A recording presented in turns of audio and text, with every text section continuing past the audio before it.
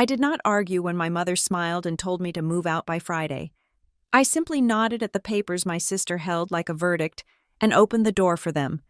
They had no clue I had legally secured the $1 million estate right after graduation.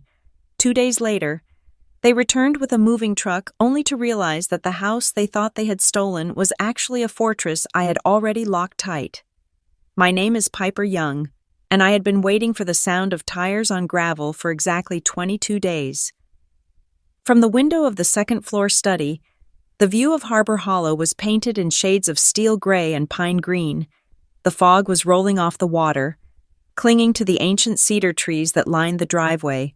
This estate, with its wraparound porch and the smell of salt and old wood, was appraised at nearly $1 million. To the casual observer, it was a piece of prime real estate. To me, it was the only place in the world where the floorboards didn't feel like eggshells.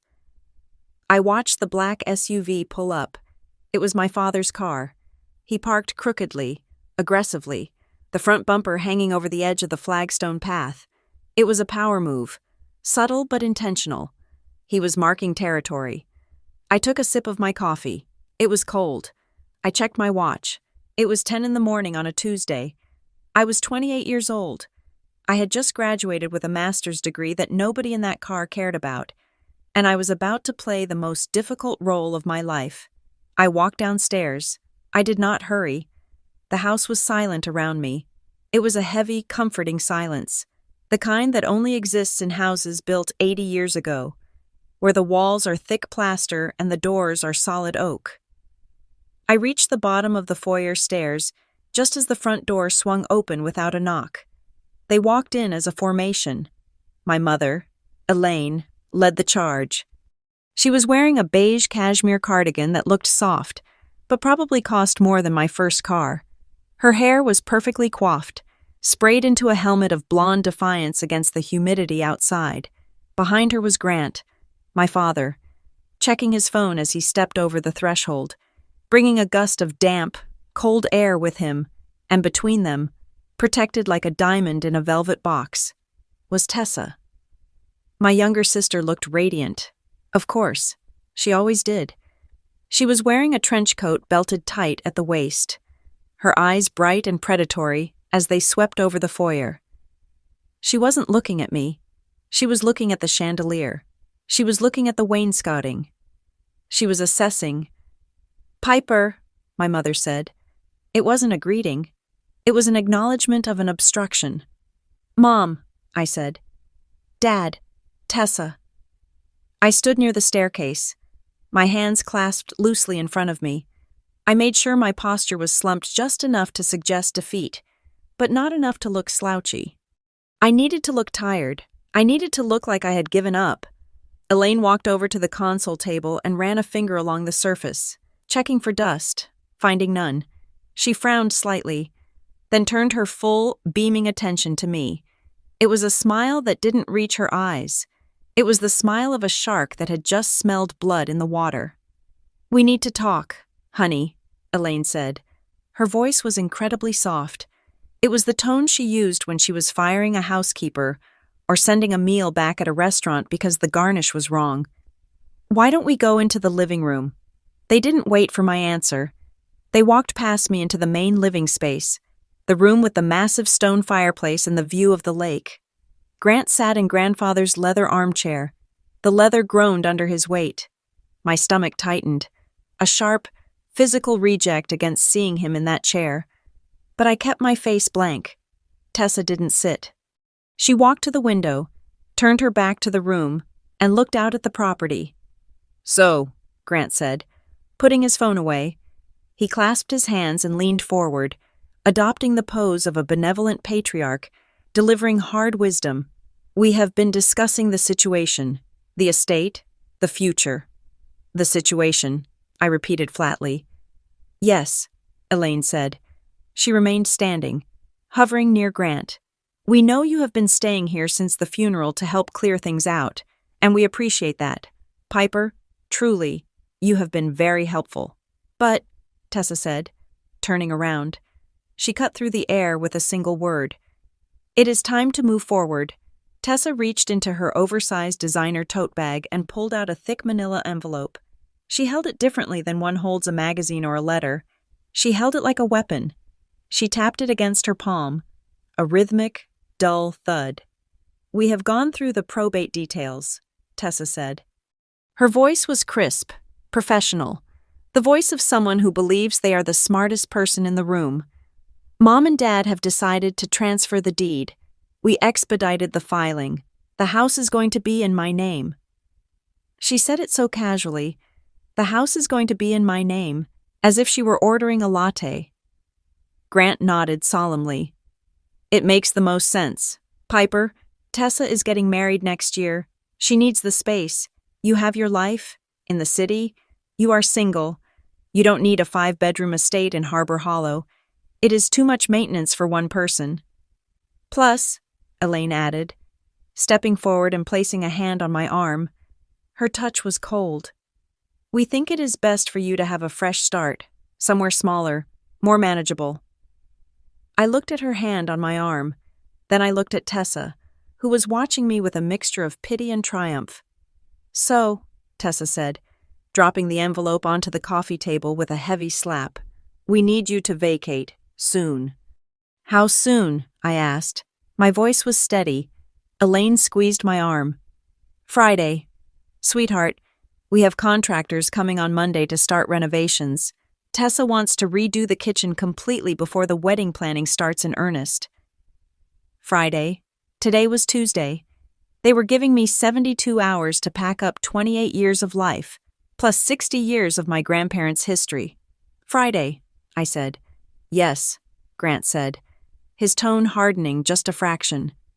"Friday, by 5 in the afternoon. We don't want to make this messy. Piper, we handled the papers. It is done. The house is Tessa's. We just want a smooth transition." Tessa stepped forward, closing the distance between us. She was shorter than me, but she always projected the energy of someone 6 feet tall. She looked up at me, her eyes gleaming. "I have already scheduled the movers for Saturday morning to bring my things in," Tessa said. "So the space needs to be clear, totally clear. I don't want to deal with boxes of old junk." She called our grandparents' life old junk. The rage that flared in my chest was white hot. But I had practiced for this. I had spent the last 3 weeks practicing in front of the mirror, rehearsing my breathing, rehearsing the muscle control required to keep my face completely neutral. If I argued, they would dig in. If I screamed, they would call me unstable. If I cried, they would enjoy it. They expected a fight. They wanted a fight. They wanted to crush me, to prove that I was the difficult one, the ungrateful one, the one who didn't deserve the legacy of the young family. I looked at the envelope on the table. I didn't reach for it. I didn't open it.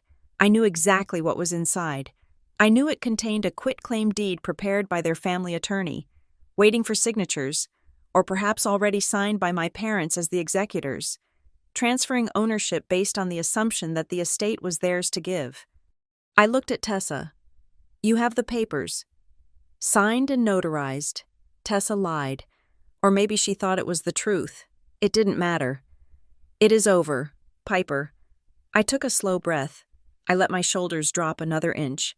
I looked at the floor, then back up at them. "Okay," I said. The word hung in the air. Elaine blinked. "Okay. Okay," I repeated. "I understand. You are right. It is a big house. I can't maintain it alone." The tension in the room snapped. It was almost comical. Grant sat back in the chair, looking disappointed that he didn't get to use his booming father voice. Elaine looked confused. Her script useless now that I wasn't playing the villain. Tessa just looked suspicious. "You are not going to make a scene?" Tessa asked, narrowing her eyes. "Why would I?" I walked over to the mantel and picked up a small ceramic bird, one my grandmother had painted. I turned it over in my hands. "If the papers are signed, the papers are signed. I have to be realistic, right?" "Exactly," Grant said, exhaling loudly. "I am glad you are finally being mature about this. Piper, finally. I will start packing today," I said. placing the bird back down gently. I can be out by Friday. No problem. Elaine clapped her hands together once, a sharp sound of delight. Oh, wonderful. I knew you would understand. We can help you find a nice apartment in the city, maybe something studio-sized. I will handle my own living arrangements, I said. But thank you. Tessa walked over to the fireplace. She ran her hand along the stone. I am going to paint this white, she murmured. This natural stone is so dated, and the floors needs to be sanded down. They are too dark. I felt a spasm of pain in my chest.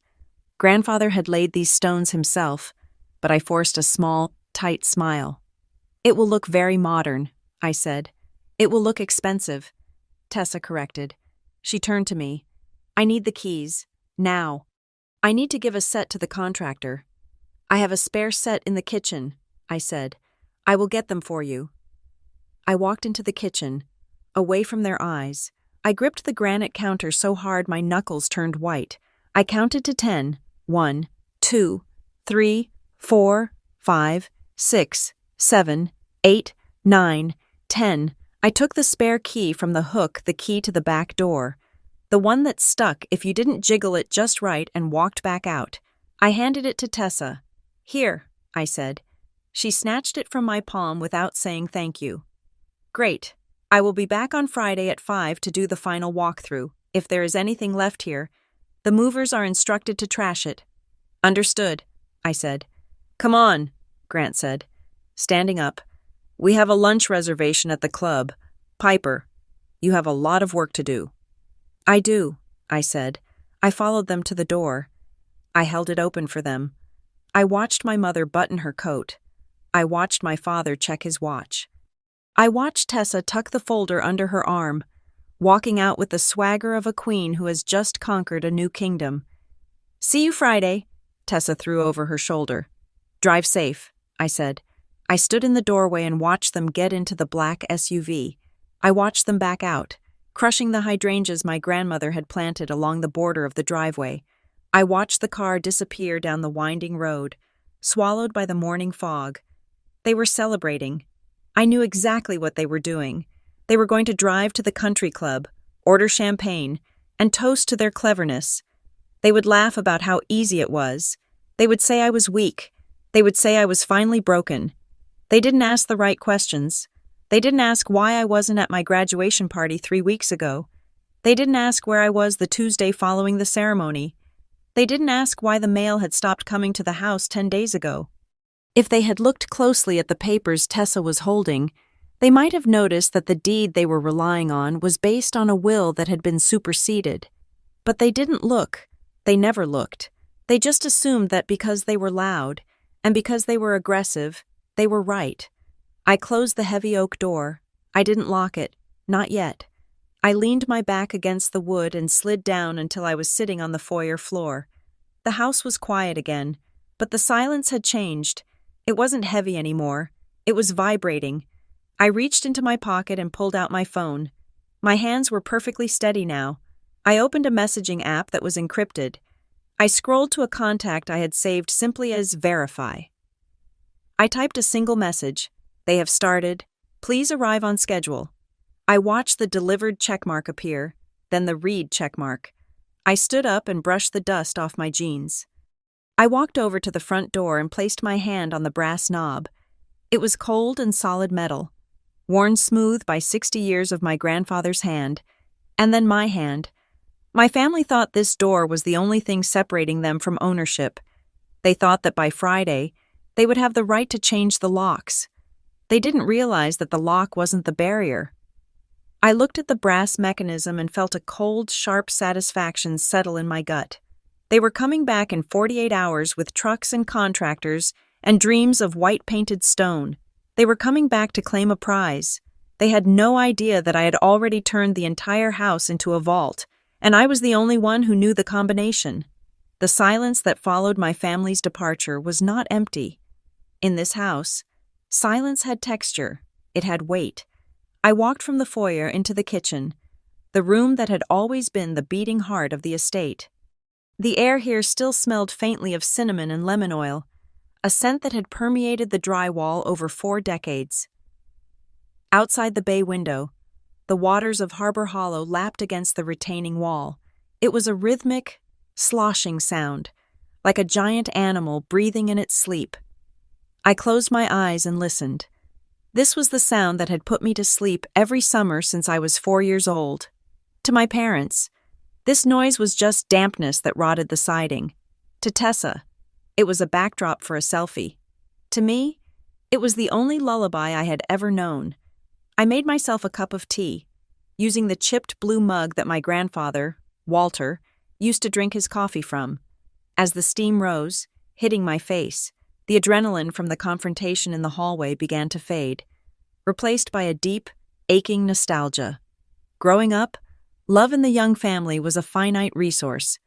It was a pie that was too small for 4 people, and somehow, Tessa always got the first slice, the biggest slice, and the last crumb.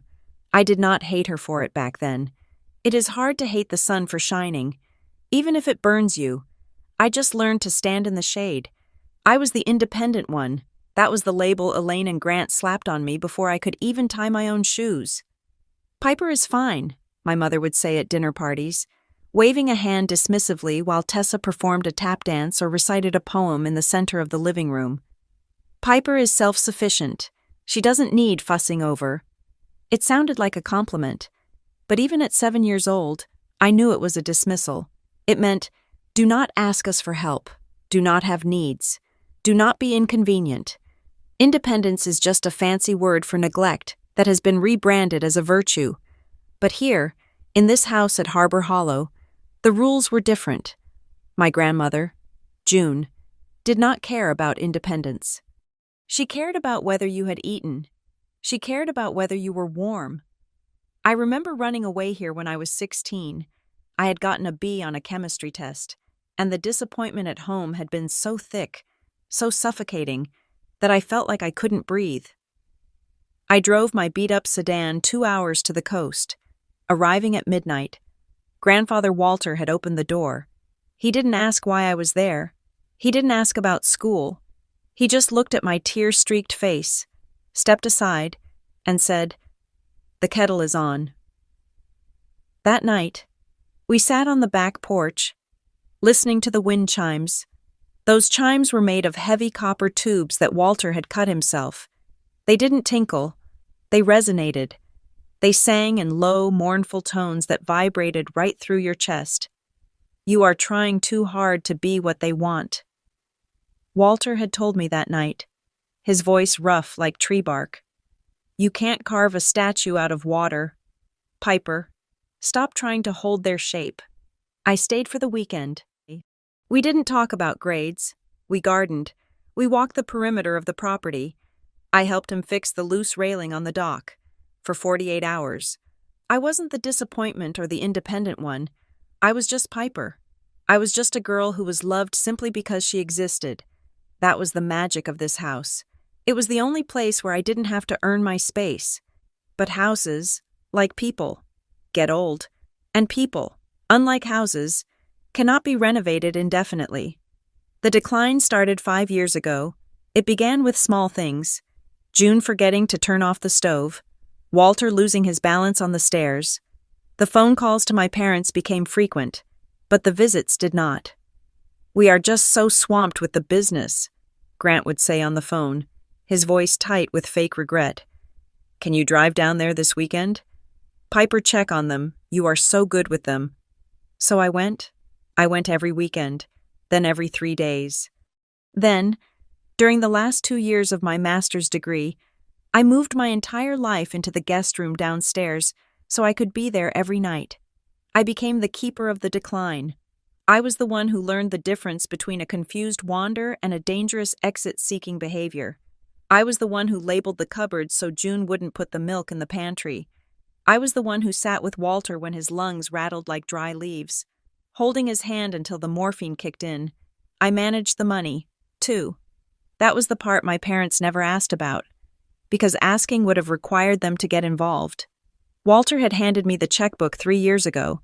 His hands were shaking so bad he couldn't sign his name on the utility bill. "You do it, Pip," he had whispered. "You have got a good head, better than mine." I took over everything. I paid the property taxes. I paid the insurance premiums. I hired the landscapers to keep the yard from turning into a jungle. Even though June could no longer walk out to see it, I balanced every single ledger. I knew exactly how much money was in the retirement accounts, and I knew exactly how fast the medical bills were draining it.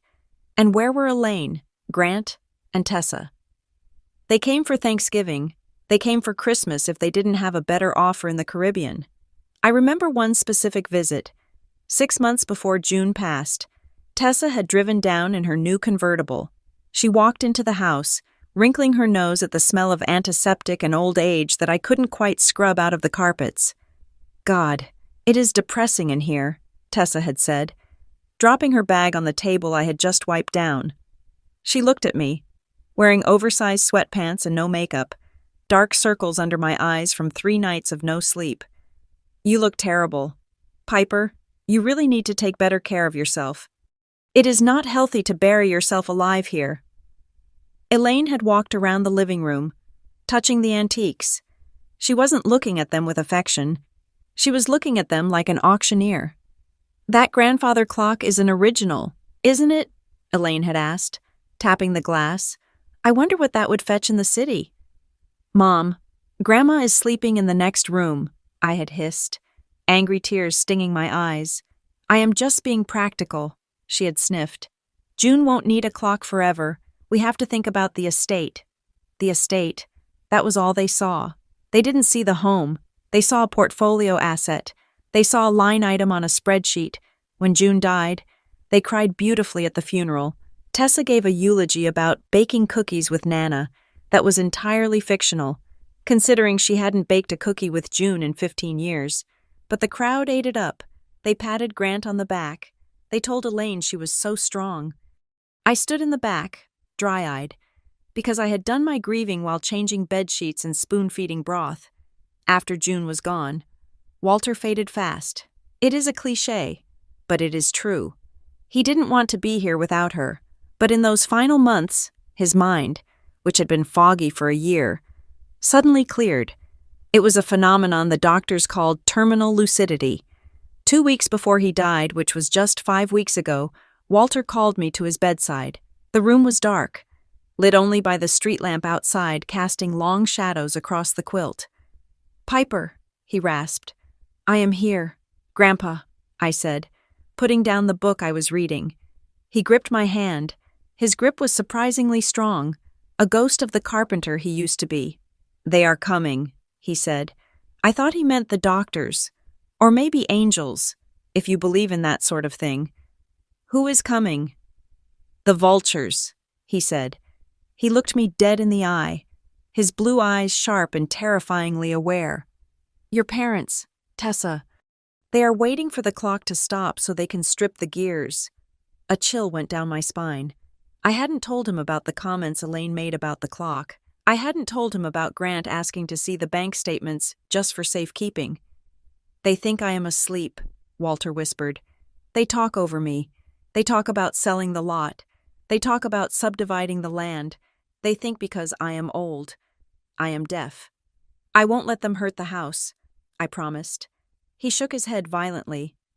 "No, do not fight them with sentiment. You can't fight greedy people with feelings. Piper, they don't speak that language. You have to fight them with paper." He pulled me closer. I signed the papers, the new ones. "The lawyer, the one who isn't your father's golf buddy. You remember?" I nodded. "Miles, the estate attorney Walter had insisted on seeing privately 6 months ago. I had driven him there, thinking it was just routine maintenance." "Everything is arranged," Walter said, his voice dropping to a wheeze. "But you have to trigger it. It is a dormant mechanism. You have to be the one to turn the key. I left it all to the trust, and I made you the trustee. But they don't know. They think the old will from 10 years ago is the only one." I sat frozen. The old will from 10 years ago left everything to Grant and Elaine, with the assumption they would care for us. "Why didn't you tell them?" I asked. "Because they would have put me in a home," he said simply. "They would have declared me incompetent and taken power of attorney. I had to play the fool to keep my freedom." He coughed. "A terrible, wet sound that rattled his whole frame. When he settled back, he looked exhausted, the light fading from his eyes. "Listen to me, Piper," he whispered. "When I go, they will descend. They will try to bully you. They will try to make you feel small. They will use your own politeness against you." "I know," I said. "Don't wait," he said. "Don't wait for them to ask permission. If you wait for permission, you have already lost." That was the last coherent conversation we ever had. He slipped into a coma the next day and passed away 3 days later. Standing in the kitchen now, holding the cold mug of tea, I felt the truth of his words settle in my gut like a stone. He was right. The last 3 weeks since the funeral had been a masterclass in gaslighting. Elaine asking for the keys just to water the plants when I was already living there watering them. Grant asking for the social security numbers for the death certificate when the funeral home had already handled it. Tessa measuring the windows for curtains. They weren't grieving, they were appraising. They looked at this house and saw $1 million. They saw a renovation project. They saw a summer home to show off to their friends. I looked at the walls, at the pencil marks on the door frame that measured my height from age 3 to age 18. I looked at the scratches on the floor where Walter's dog used to pace. I looked at the spot by the window where June sat for hours watching the birds. This wasn't an asset. This was a vessel of memory, and they were going to gut it. I rinsed the mug and placed it in the drying rack. My reflection in the dark window looked back at me. I didn't look like the independent Piper anymore. I looked like Walter's granddaughter. I thought about the timeline. I had followed Walter's instructions perfectly.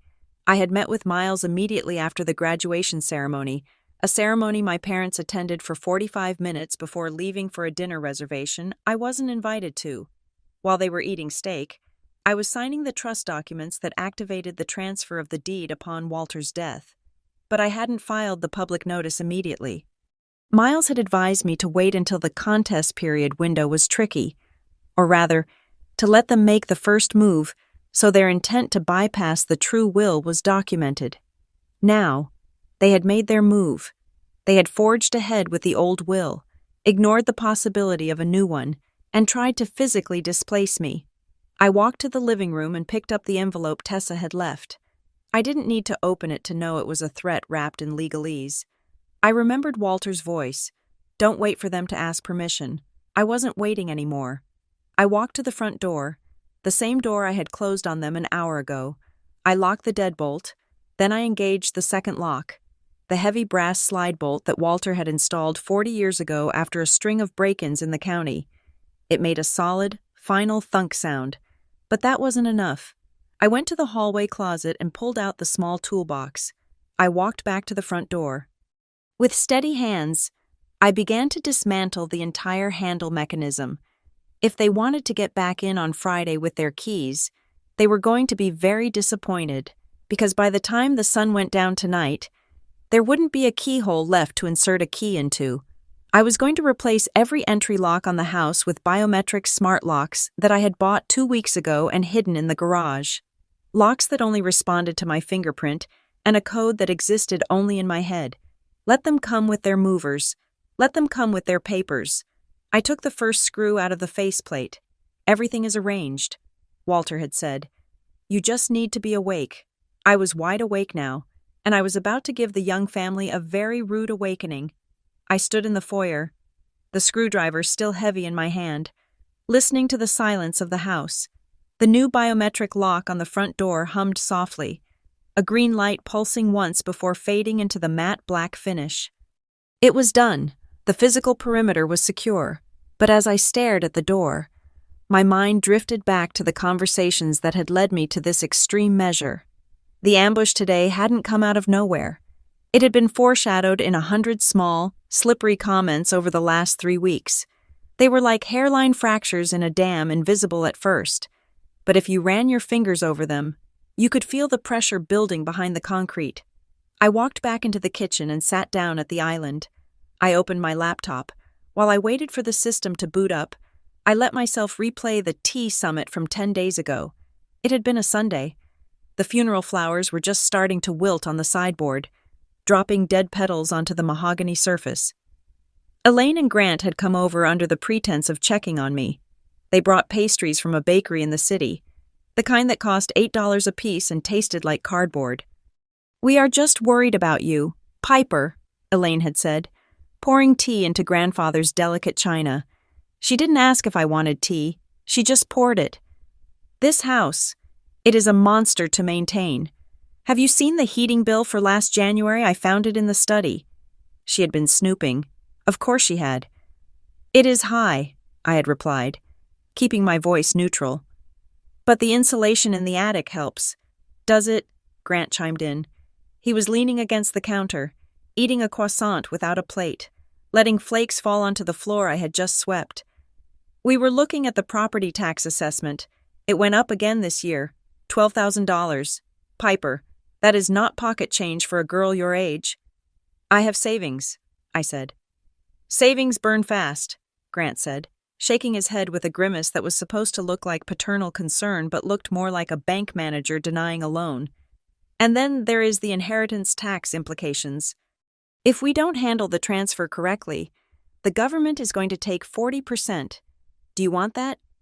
"I don't think it is 40% for direct descendants," I said softly. "You are not a tax attorney, honey," Elaine said, cutting me off with a smile that was all teeth. "Grant has been talking to his people. They say the best way to protect the asset is to consolidate it. Put it in a trust where we are all listed. But Dad and I manage the overhead. For safety." Safety? That was their favorite word. They used it to disguise control. "And what about Tessa?"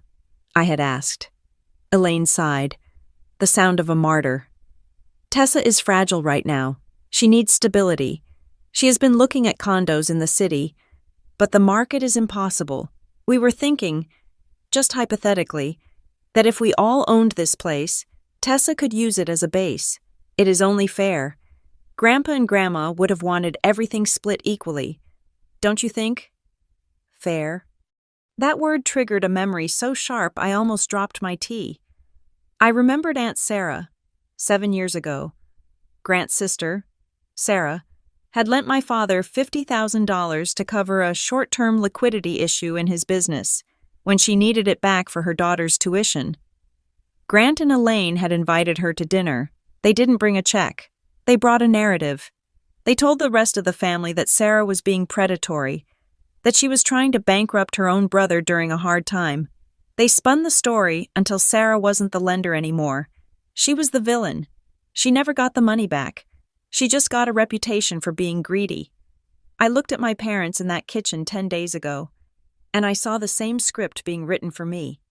If I fought them on fairness, I would become the greedy granddaughter hoarding the family estate. So, I had decided to play the role they expected.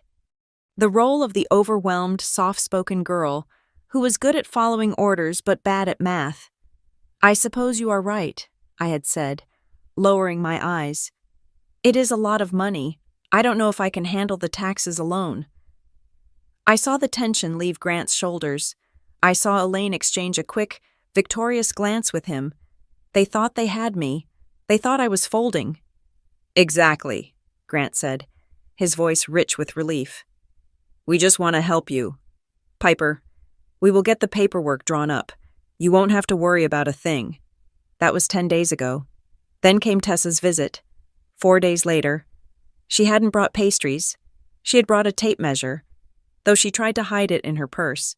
She claimed she was looking for a specific photo album of her childhood to scan for a project. I let her in. I watched her. She didn't look for albums. She walked through the rooms with the cold, calculating gaze of a flipper. She opened the pantry and checked for dry rot. She flushed the toilets to check the pressure.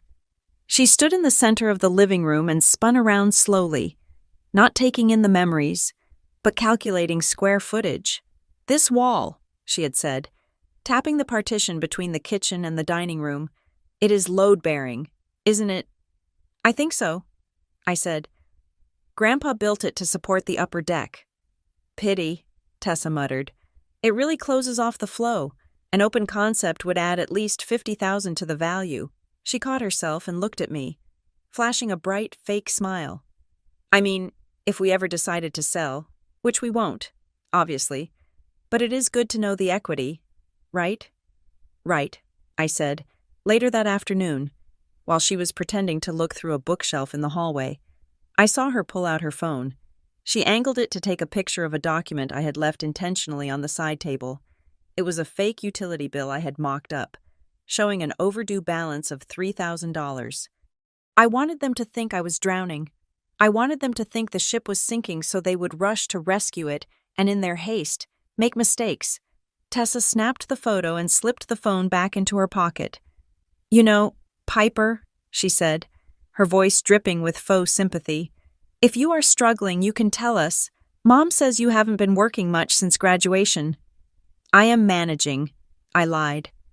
"Sure," she said, "but why struggle? We are family. If you just sign the house over to Mom and Dad, you could walk away with a nice little payout, maybe $20,000. You could travel, go to Europe, find yourself $20,000 for $1 million estate." The insult was so massive it was almost impressive. "I will think about it," I said. But the real twist, the moment I knew for certain that war was inevitable, came from a source they didn't account for. Mr. Henderson, the neighbor 2 houses down. He was a retired naval officer who spent his days watching the neighborhood through his binoculars. He caught me at the mailbox the day after Tessa's visit. "Your sister is a spirited one," Mr. Henderson had grunted, leaning over his fence. "She has a lot of energy," I agreed. "She stopped by my place yesterday," he said. "Asked me about the property lines, wanted to know if I would have an objection to a construction crew blocking the shared easement road for a few weeks next month." My blood ran cold. "Next month?" "Yeah," Henderson said. "Said she is planning a full gut renovation, kitchen, bathrooms, new roof, said she has the permits lined up. She had told the neighbors she was renovating before she even owned the house. She was so confident, so arrogant in her assumption that I would just roll over, that she was already scheduling contractors. That was the moment the sadness in me died, replaced by a cold, hard resolve. Back in the present, I shook my head to clear the memories. I looked at my laptop screen. The operating system was loaded. I logged into the secure email server I had set up with Miles, my attorney. There was a new notification. It had come in 20 minutes ago, while I was installing the biometric lock. The subject line read, "New filing alert, County Clerk, property ID 00492. My heart hammered against my ribs. I clicked it open. It wasn't a filing from me, and it wasn't a filing from Miles.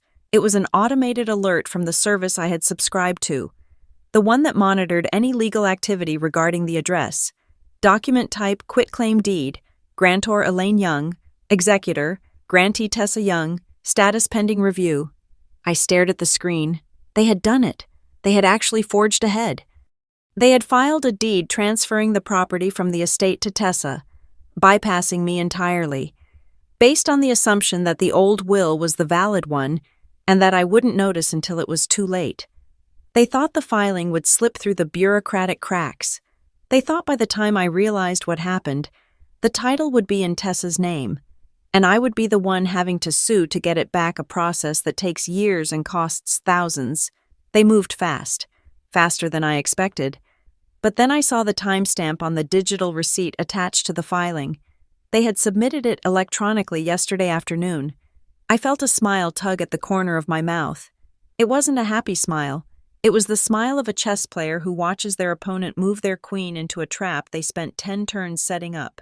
They had filed a quitclaim deed on a property that was no longer part of the estate they controlled. I opened a second window and pulled up the confirmation for my own filing, the one Miles and I had executed quietly, legally, and permanently, 3 days after graduation, the one that transferred the title not to a person, but to the Walter and June Young Irrevocable Trust. Their filing was trying to grab smoke. They were trying to transfer a house that the estate of Walter Young no longer owned. But the fact that they submitted a legal document claiming ownership they didn't verify, that was the mistake. That was the overreach. My phone buzzed again. It wasn't a text this time. It was an email from the county clerk's automated system. A follow-up to the alert. Alert conflict detected. Title clouded. Please contact clerk office immediately. I sat back in the chair. The kitchen was silent. But inside the digital world, alarm bells were starting to ring. They had just walked into the minefield. I picked up my phone and dialed Miles. "They filed," I said when he answered. "I see it," Miles said. His voice was calm, professional. "They just committed fraud. Piper, maybe not intentionally if they claim ignorance, but on paper. They just tried to sell something they don't own. This is it. This is the leverage." "What do I do?" "Nothing," Miles said. "Let them come on Friday. Let them bring the movers. Let them think the filing went through. When they find out it was rejected, I want them to be standing on your porch with an audience." I hung up. I looked at the pending review status on their filing one last time. Bitter. That was the only word for it. They thought they were serving me a defeat sweet as tea, but they had just swallowed a poison pill. I closed the laptop. The sun was starting to set over Harbor Hollow, casting long shadows across the floorboards. I had 2 days left to prepare the final stage. They asked about taxes. They asked about renovations. They asked about fairness. They should have asked who held the keys. To understand why I was standing in a fortified house waiting for a siege, you have to understand where I was 3 weeks ago. You have to understand the quiet, dusty room where the real war was won before a single shot was fired. It was the Tuesday after the funeral. I had driven into the city, leaving the gray mist of Harbor Hollow for the gridlock of downtown. I wasn't going to a glass and steel skyscraper where men in $3,000 suits made deals in seconds. I was going to a brownstone on 4th Street, to an office that smelled of lemon polish and old paper. Miles Klein had been my grandfather's attorney for 40 years. He was a man who moved with the slow, deliberate gravity of a tortoise. He didn't speak until he had considered a sentence from 3 different angles. I sat in a leather chair that swallowed me whole. The office was lined with books that looked like they hadn't been opened since the Reagan administration. It was the complete opposite of the world my sister Tessa lived, in a world of Instagram filters and instant gratification. This room was built on things that lasted. "They are already measuring the rooms. Miles," I said. I didn't have to explain who they were. Miles took off his glasses and cleaned them with a handkerchief. He looked tired. "It is fast," he said. "Even for the young family, that is fast." "Mom asked me where the deed was kept," I continued. "Dad asked if the insurance policy was up to date. They aren't grieving. They are liquidating." Miles put his glasses back on. He looked at me across the expanse of his mahogany desk. "And what did you tell them?" "I played dumb," I said. "I told them I was just the caretaker, that I didn't know anything about the paperwork." "Good," Miles nodded. "Ignorance is your best armor right now." He opened a thick file folder in front of him. I saw my grandfather's shaky signature on the top document. It was a letter of intent, written 6 months ago, the day Walter had decided he couldn't trust his own children. "Here is the reality. Piper," Miles said, his voice dropping an octave, becoming heavy and serious. "The law is a tool, but it is a slow tool. Possession, intimidation, and momentum, those are fast tools. Your parents and your sister operate on momentum. They believe that if they move fast enough, if they are loud enough, if they simply occupy the space, the law will eventually catch up and rubber stamp their victory." He leaned forward. "They will act first. They will move in. They will change the locks. And then they will dare you to spend 5 years and $50,000 in court to get them out. And they know you don't have that kind of money. They are banking on your exhaustion." I felt a cold knot in my stomach. He was describing exactly what was happening. The move out by Friday command wasn't a request. It was a bulldozer. "So how do I stop a bulldozer?" I asked. "You don't stand in front of it," Miles said. "You dig a trench so deep it falls in." He pushed a stack of papers toward me. These weren't the standard probate forms. The paper felt heavier, thicker. The header was printed in bold, uncompromising font. The Walter and June Young Irrevocable Trust. "We talked about this with Walter," Miles said. But we never executed the final transfer of the deed because he was afraid your mother would see the public filing while he was still alive and cause a scene at the hospital. He wanted peace in his final days. I know, I whispered. But now? Miles tapped the paper. We execute it. This document does 3 things. First, it removes the Harbor Hollow estate from the probate process entirely. It is no longer an asset of the estate of Walter Young. It is an asset of the trust. That means your parents, as executors of the will, have no authority over it. None. I traced the letters with my finger. Irrevocable. It sounded permanent. It sounded like a stone dropping into a well. Second, Miles continued, it names you as the sole trustee with the right of residency for life. You are not just the owner. You are the steward. You decide who enters. You decide who stays. And the third thing is the safety net, Miles said. He turned the page to a section full of complex clauses. I have drafted this so that any modification to the trust requires the approval of an independent trust protector. That is me. Even if they bully you, even if they guilt-trip you, even if they sit you down at a table and scream at you until you cry and agree to sign the house over to Tessa, you can't. Your signature alone isn't enough to break this trust. I would have to agree, and I will never agree. I looked up at him. He was offering me handcuffs. But they weren't handcuffs to bind me. They were handcuffs to strap me to the mast of the ship so the storm couldn't wash me away. They will hate me, I said. It wasn't a question. They already resent you. Piper, Miles said gently, because you were there, because you did the work they didn't want to do. This will just make it official. He handed me a pen. It was a heavy black fountain pen. If you sign this, he said, there is no going back. The house belongs to the trust. You can't sell it next year to buy a sports car. You can't mortgage it to go on vacation. It is preserved. It is a fortress. I thought about the sound of the wind chimes. I thought about the way the light hit the floorboards in the morning. I thought about Tessa talking about painting the stone fireplace white. I took the pen. The nib scratched against the paper. A loud, decisive sound in the quiet room. I signed my name. Once, twice, 3 times. Then the notary, a quiet woman named Brenda, who had been sitting in the corner, came over and stamped it with a thud that felt like a gavel striking a sounding block. Thud. It was done. Now, Miles said, closing the folder. We wait. We wait. We have to file this with the county, he explained. But these things take time to process in the system.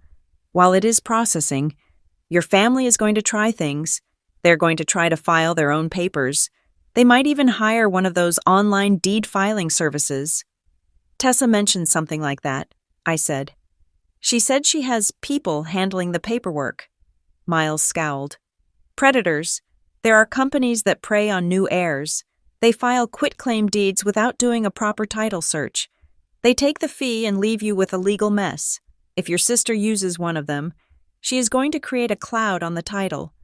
But because we signed this today, and because the trust is dated effective as of Walter's death per his instructions, our claim is superior, but it will get messy. So what do I do until the dust settles? You act normal, Miles commanded. You go back to the house, you drink their tea, you listen to their insults, and you document everything. He handed me a business card. On the back, he had written a list of instructions. 1. Do not argue. 2. Do not reveal the trust exists. 3. Record dates and times of every entry. 4. Save every text message. Why can't I just tell them? I asked. Why can't I just wave this paper in their faces and make them leave?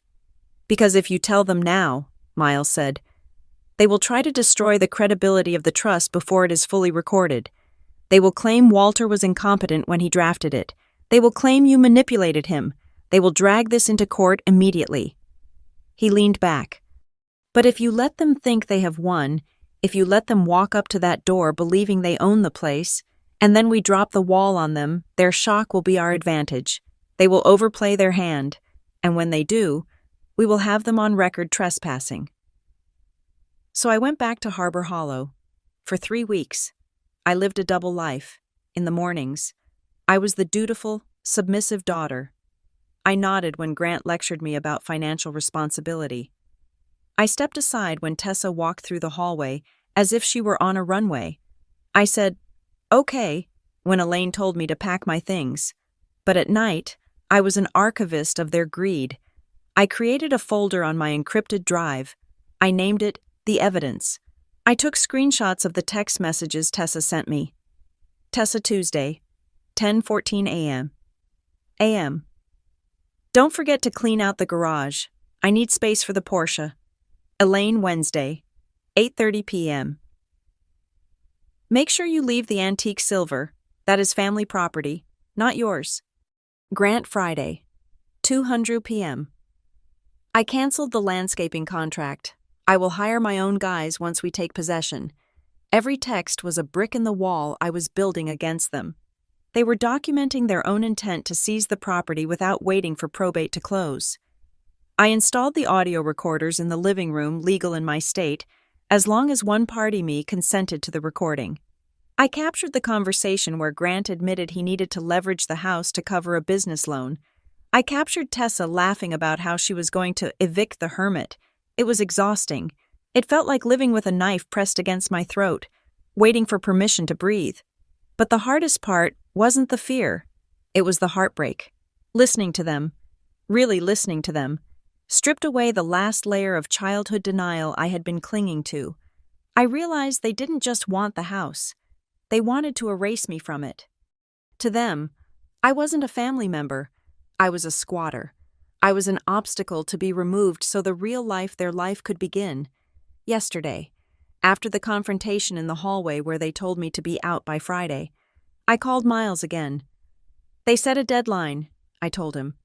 Friday at 5. They are coming with movers. Friday, Miles repeated. I could hear him checking his calendar. Excellent. Excellent. It is the perfect stage, Miles said. They are escalating to a physical takeover. That means we can meet them with a physical defense. I am scared, Miles, I admitted. I was standing in the kitchen, looking at the biometric locks I hadn't installed yet. What if they just break the door down? What if they bring the police? Let them bring the police, Miles said, his voice calm and steely. In fact, I hope they do.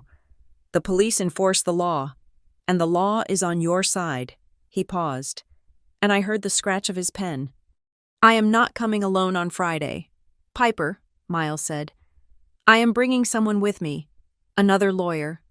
No, Miles said.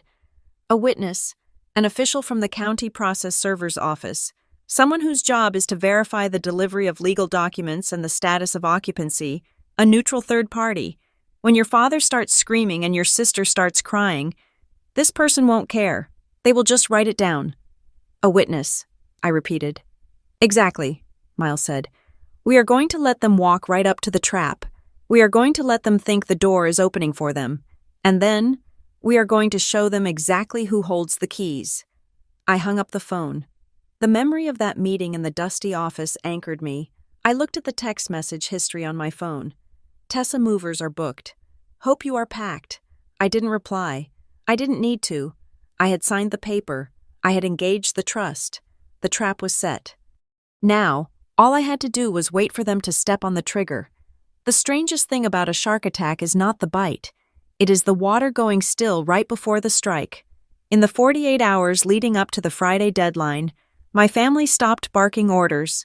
They stopped sending aggressive emails about wasted potential and financial burdens. Instead, they pivoted to a strategy that was infinitely more terrifying. They started being nice. It began on Wednesday evening, just a day after I had closed the door on their eviction notice. I was in the kitchen, labeling a box of grandfather's journals not to pack them away, but to organize them for the library I planned to build when the doorbell rang. It wasn't the sharp, demanding ring I was used to. It was a cheerful, rhythmic pattern. Ding-dong-ding. I checked the new camera feed on my phone before I moved.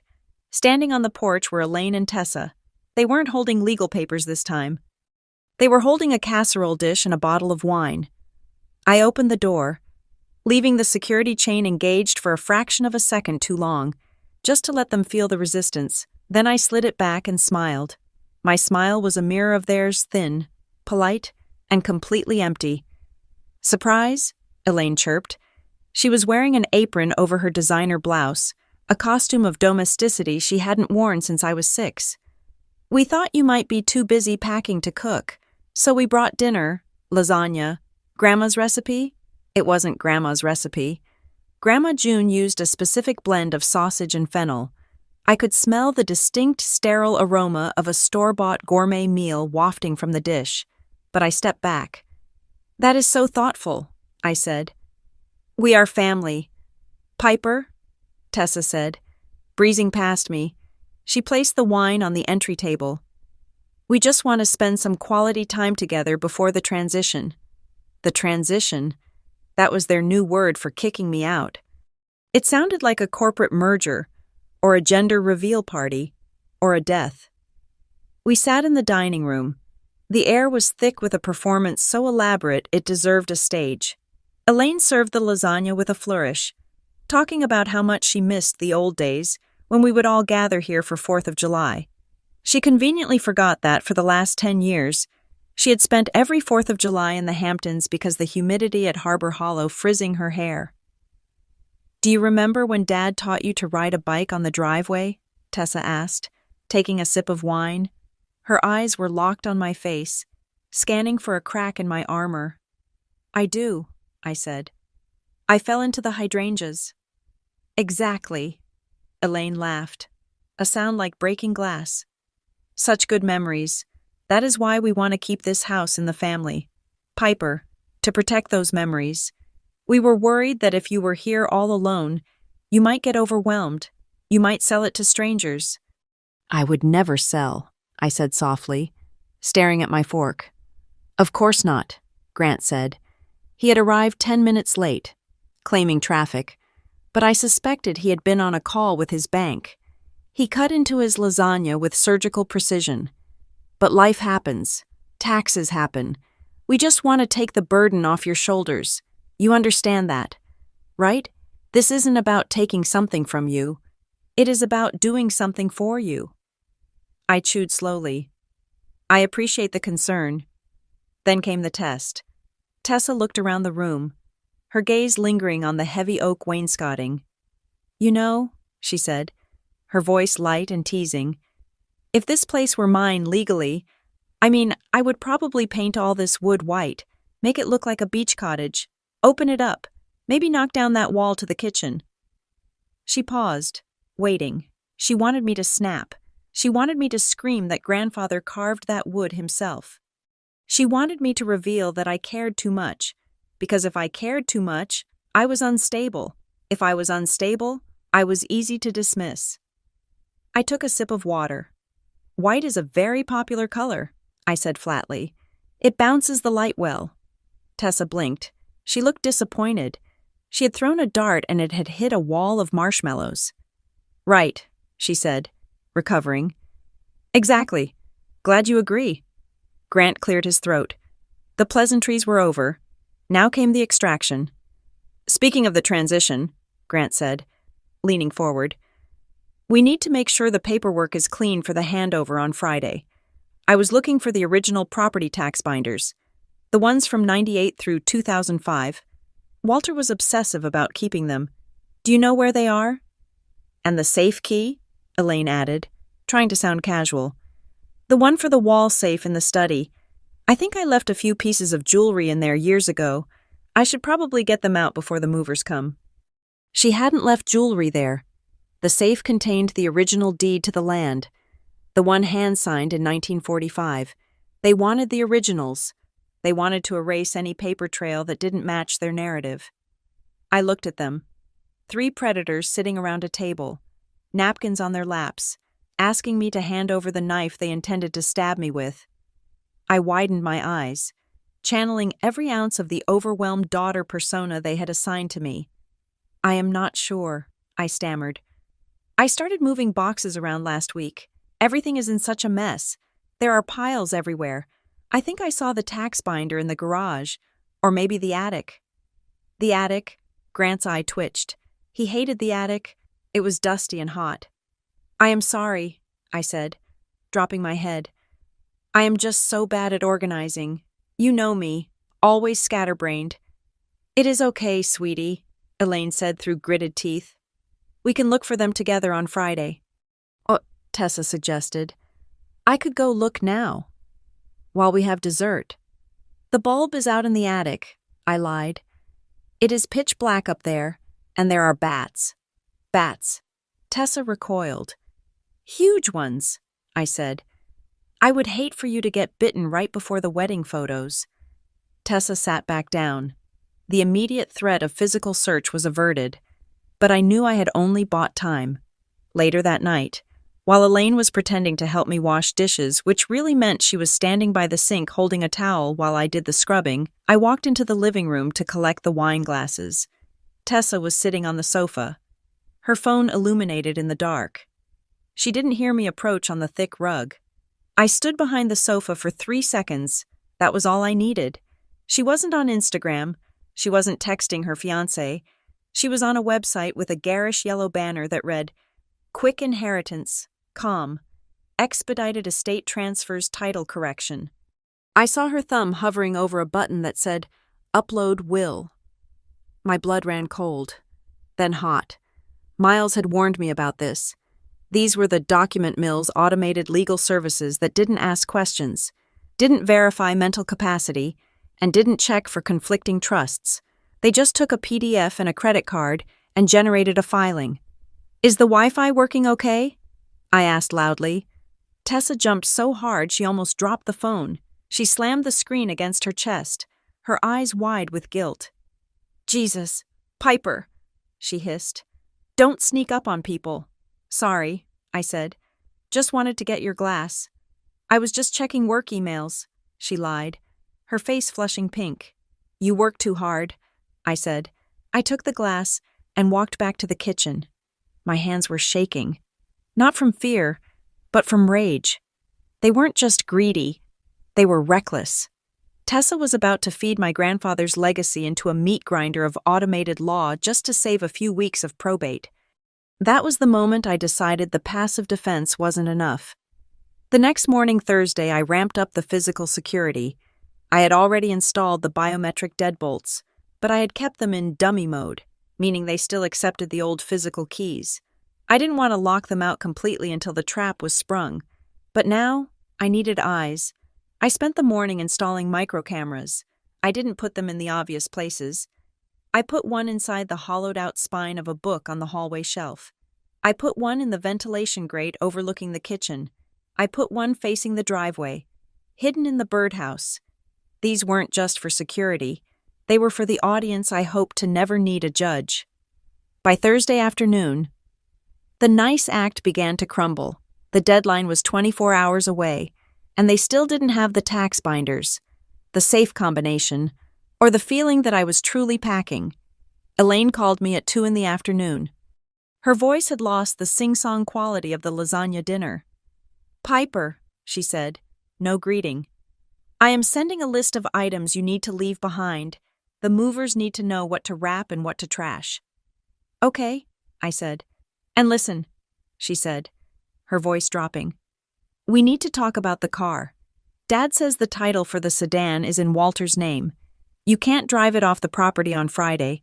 It is part of the estate assets." They were going to strand me. They were going to kick me out of the house and take the car, so I would have to walk down the highway with my suitcases. "I understand," I said. "I will leave the keys on the counter."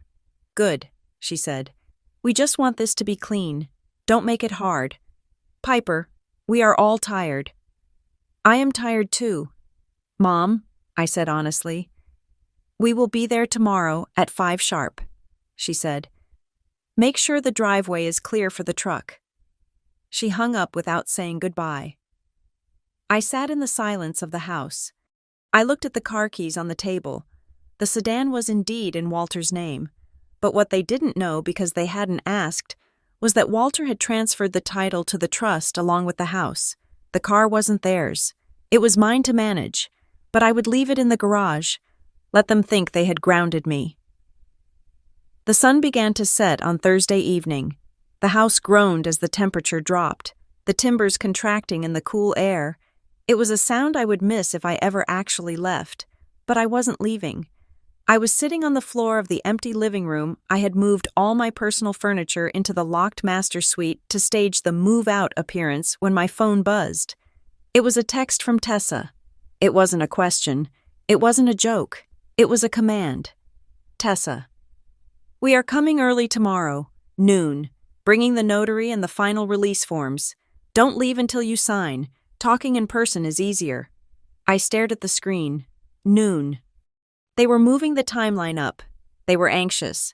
They probably realized that the online filing hadn't processed instantly, or maybe they just wanted to catch me off guard.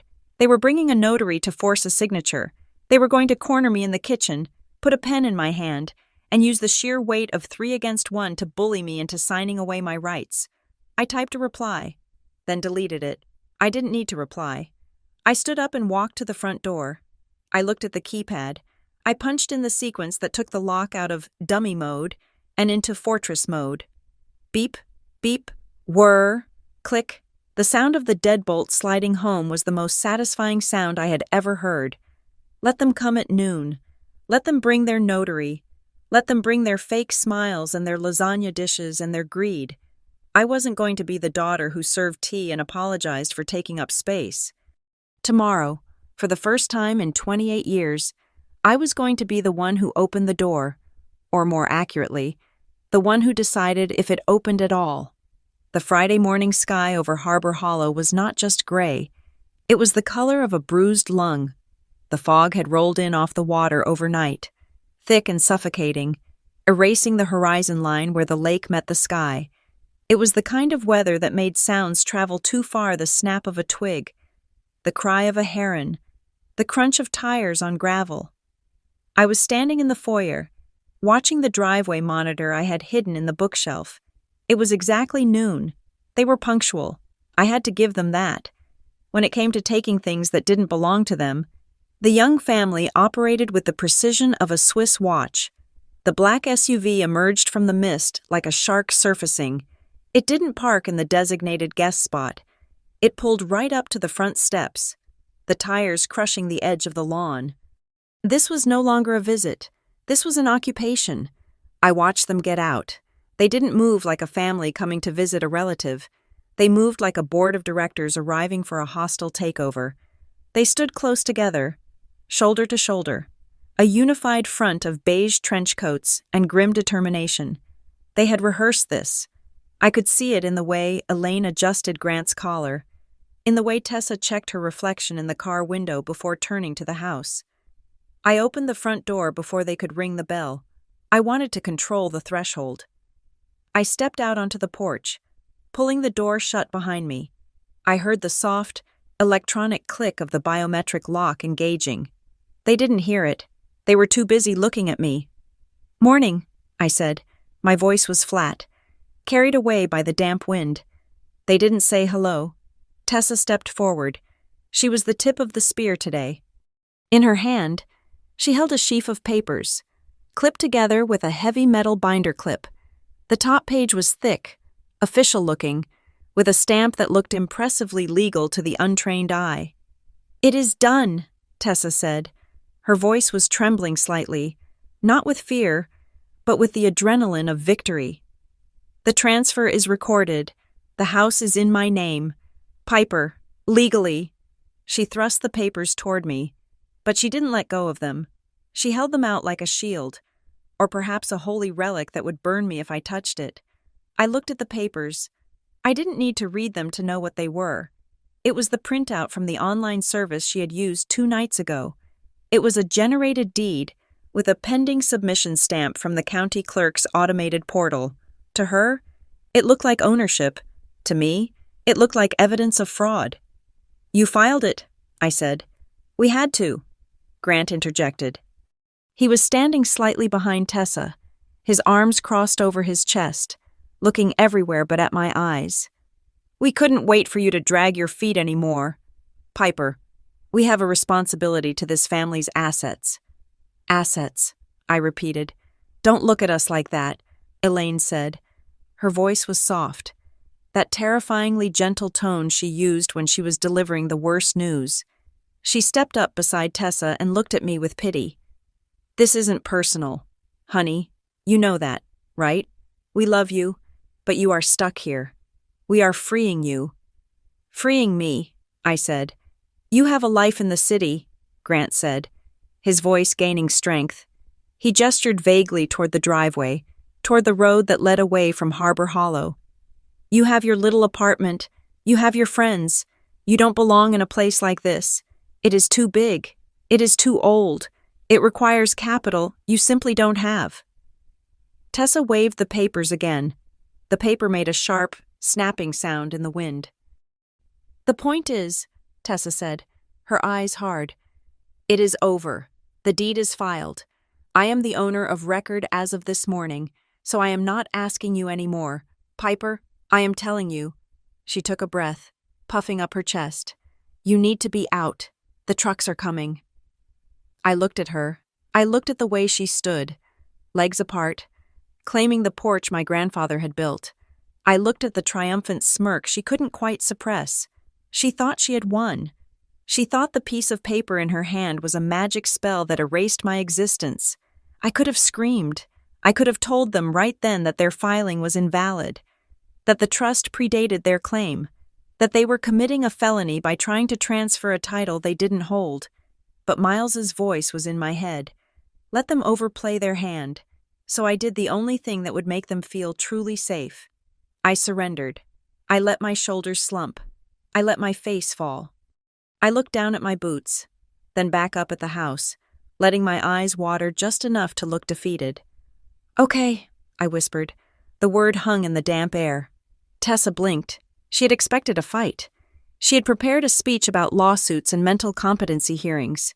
My submission threw her off balance for a second. "Okay," she asked, suspicious. "You are right," I said, lifting my hands in a gesture of helplessness. "I can't fight you. I don't have the money for a lawyer, and if the papers are signed, then they are signed." I saw the tension drain out of Grant's body. He let out a long, loud exhale. "Thank God," he said. "Thank God you are finally seeing reason. Piper, this is for the best. You will see." Elaine rushed forward and hugged me. It was a stiff, awkward hug. She smelled of expensive perfume and betrayal. "I am so proud of you," she murmured into my ear. "You are doing the right thing. We will make sure you get a little something from the estate later. To help with your rent." "A little something. Rent?" I pulled away gently. "When are the movers coming?" Tessa checked her watch. Back in command mode. "I had to reschedule the big truck because of the weather forecast for tomorrow. They are coming in 48 hours. Sunday morning, 8 o'clock sharp." 48 hours, I said. "Yes," Tessa said. "So that gives you 2 more days to get your personal things out. Anything left in the house on Sunday morning becomes property of the new owner. That is standard legal procedure." It wasn't standard legal procedure. It was theft. But I nodded. "I understand," I said. "Sunday morning?" "We will be back then to supervise the load-in," Tessa said. She tucked the papers back into her bag, patting it affectionately. "I want to do a final walkthrough on Sunday before the crew starts. I want to mark which walls are coming down." "Okay," I said again. "Well," Grant said, rubbing his hands together, "that went better than expected. Let's go get lunch. We should celebrate." He looked at me. For a second, I thought he might invite me. "You should get packing," he said. "I will," I said. "Bye, sweetie," Elaine called out, already walking toward the car. "Don't work too hard." I stood on the porch and watched them leave. I watched them climb back into the black SUV. I watched Tessa laughing at something Grant said. I watched them back out of the driveway, confident that they had crushed the rebellion without firing a single shot. They thought the silence from the house was the silence of an empty room. They didn't know it was the silence of a held breath. As soon as their taillights vanished into the fog, I turned around. I placed my thumb on the scanner. The lock chirped a happy, mechanical sound and the deadbolt slid back. I walked inside and locked the door behind me. My heart was pounding. Not from fear, but from the sheer effort of holding back the truth. I walked into the kitchen, my footsteps echoing on the hardwood. I went to the drawer where I kept the silverware, the everyday forks and spoons, not the fancy silver Elaine was worried about. I reached to the very back of the drawer, underneath the plastic tray, and pulled out a hidden compartment. Inside was a single envelope. It was handwritten. To Piper. For when the storm comes. It was Walter's handwriting. I had read it a dozen times, but I needed to read it again. I needed to wash the taste of their fake kindness out of my mouth. I opened the letter. My dearest Piper, if you are reading this, then my fears were justified. They have come for the house. They have come for the money.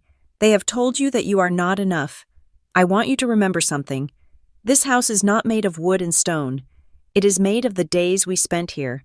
It is made of the safety we built when the world was too loud. Your parents and your sister, they confuse value with price. They think ownership is about a piece of paper, but ownership is about care.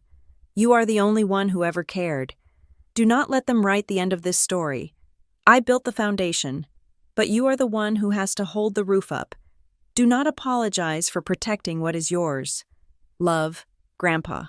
I folded the letter. I felt a tear slide down my cheek, hot and angry. I won't let them, I whispered to the empty room. I promise. I took a deep breath. The time for sentiment was over. The time for action had arrived. I pulled out my phone. I opened the encrypted chat with Miles. I typed 3 sentences. They were just here. They claimed ownership based on a fraudulent filing. They are returning in 48 hours with a moving crew. I hit send. Then I opened the contact for the witness the process server Miles had arranged. I sent a pin of my location. Sunday, 800 hours. Be ready. I walked back to the front door. Through the frosted glass, I could see the gray outline of the driveway where their car had been. They had given me 48 hours to vacate. They thought they were being generous. They thought they were giving me time to retreat. They were wrong. They had given me 48 hours to dig the trench deeper. I placed my hand on the cold brass of the doorknob. Come back on Sunday, I whispered, my voice barely audible over the hum of the refrigerator. Bring your trucks. Bring your papers. Bring your arrogance. I twisted the deadbolt, feeling the solid steel engage with the frame. It was a heavy final sound.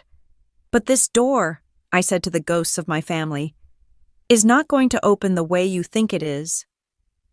I walked away from the door and headed toward the basement. I had a lot of work to do before Sunday. If they wanted a show, I was going to give them one. But the script they were following had been rewritten, and they had no idea they were walking onto a stage where the trapdoor was already unlatched. Sunday morning arrived not with the warmth of the sun, but with the hydraulic hiss of air brakes. I was sitting in the foyer, drinking coffee from a travel mug, when the house shook. It was a subtle vibration, rattling the window panes just enough to disturb the dust motes dancing in the light. I checked the monitor hidden in the bookshelf.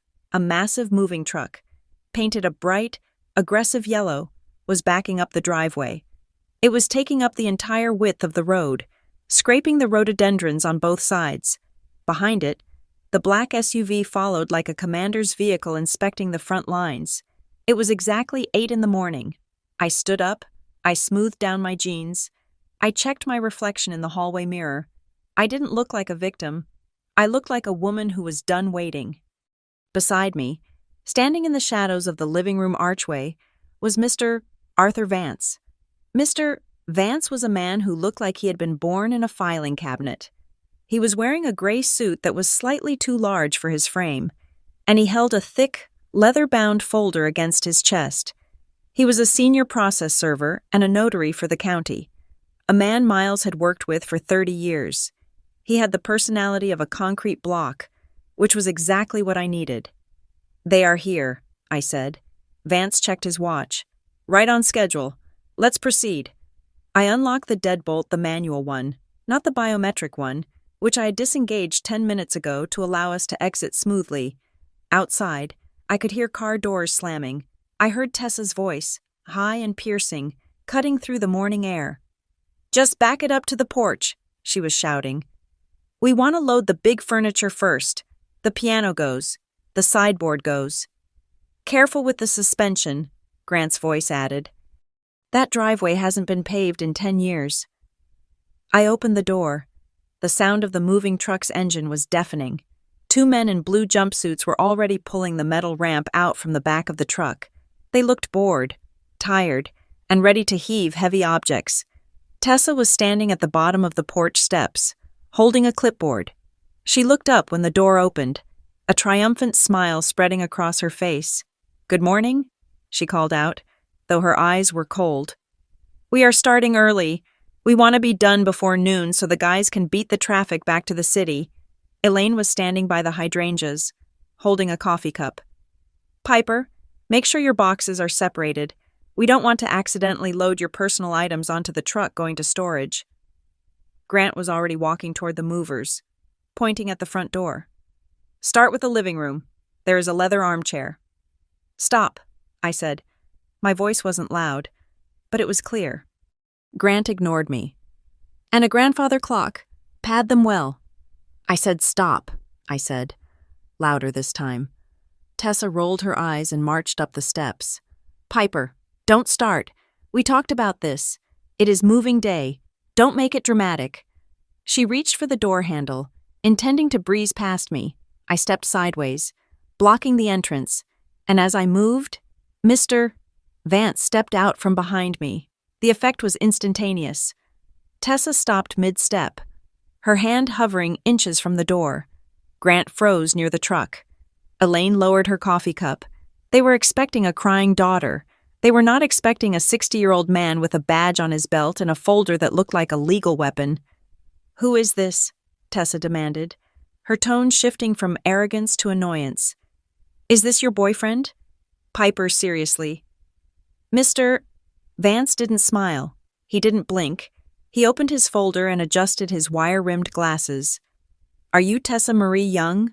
he asked. His voice was dry, devoid of any emotion. It was the voice of the state. Tessa frowned. "Yes. Who are you?" Vance ignored her question. He looked past her to the driveway. "And you are Grant Edward Young and Elaine Susan Young." "I am Grant Young," my father said, walking toward the porch, his chest puffed out. "I am the executor of this estate. Who the hell are you? And why are you blocking my movers?" Vance looked at the movers. "Gentlemen, I would advise you to halt operations immediately. You are currently trespassing on private property involved in an active legal dispute." The 2 movers looked at each other. The taller one shrugged, dropped the end of the ramp with a loud clang, and leaned against the truck. They knew the drill. If the suits were arguing, the clock was ticking, but the lifting stopped. "Dispute," Grant laughed, a harsh, barking sound. "There is no dispute. Show him the papers." "Tessa." Tessa whipped out her file, the same one she had waved at me on Friday. "I have the deed right here. I am the owner of record. I filed it electronically on Wednesday. This house is mine. This man," she pointed a manicured finger at Vance, "is trespassing. Piper, get out of the way." Vance looked at the paper in her hand. He didn't take it. He just glanced at it with the look of a jeweler spotting a piece of glass in a display of diamonds. "That document," Vance said calmly, "is invalid." "Excuse me," Tessa screeched. "It has the county stamp." "It has an automated provisional receipt stamp," Vance corrected her. "It was flagged 48 hours ago by the clerk's office for a fatal title conflict." He pulled a document from his own folder. It was thick, bound in blue paper, and bore a raised gold seal that caught the morning light. "This," Vance announced, "is the certified deed of trust for the Walter and June Young Irrevocable Trust. It was executed and recorded 3 weeks ago, immediately following the death of Mr. Walter Young. It predates your filing." He looked at the group, his eyes hard. "The sole trustee and legal beneficiary with lifetime rights of residency is Ms. Piper Young. She is the only person with the authority to authorize entry or removal of assets." Silence slammed into the porch. It was heavier than the truck. Elaine's mouth opened, but no sound came out. Grant looked like he had been punched in the gut. Tessa shook her head. her face turning a blotchy red. That is a lie. That is impossible. Grandfather left everything to Mom and Dad. We have the will from 2015. That will, Vance said, flipping a page, was superseded by the creation of the trust. Assets placed in an irrevocable trust are no longer part of the probate estate. Your parents have no authority here. Neither do you. You are lying, Tessa shouted. She turned to the movers. Load the truck. I am paying you, ignore him. The movers didn't move. The tall one lit a cigarette. Sorry, lady. We don't touch domestic disputes. Company policy. Call us when the cops sort it out. I will call the cops, Tessa screamed, fumbling for her phone. Please do, Vance said. I have the trespass warnings prepared right here. Grant stepped up the stairs, his face purple. He got right in Vance's face. Now listen here. You bureaucrat. You can't just wave a piece of paper and steal my inheritance. My father built this house. I grew up here. And you are attempting to loot it, Vance said. He didn't back down an inch. I am here as an officer of the court to witness the condition of the property. Any attempt to force entry will be recorded as breaking and entering. Any attempt to remove items will be recorded as grand larceny. Grant looked at me. For the first time, he really looked at me. He didn't see the daughter he could bully. He saw the wall I had built. Piper, he growled. What did you do? I stepped forward, moving in front of Vance.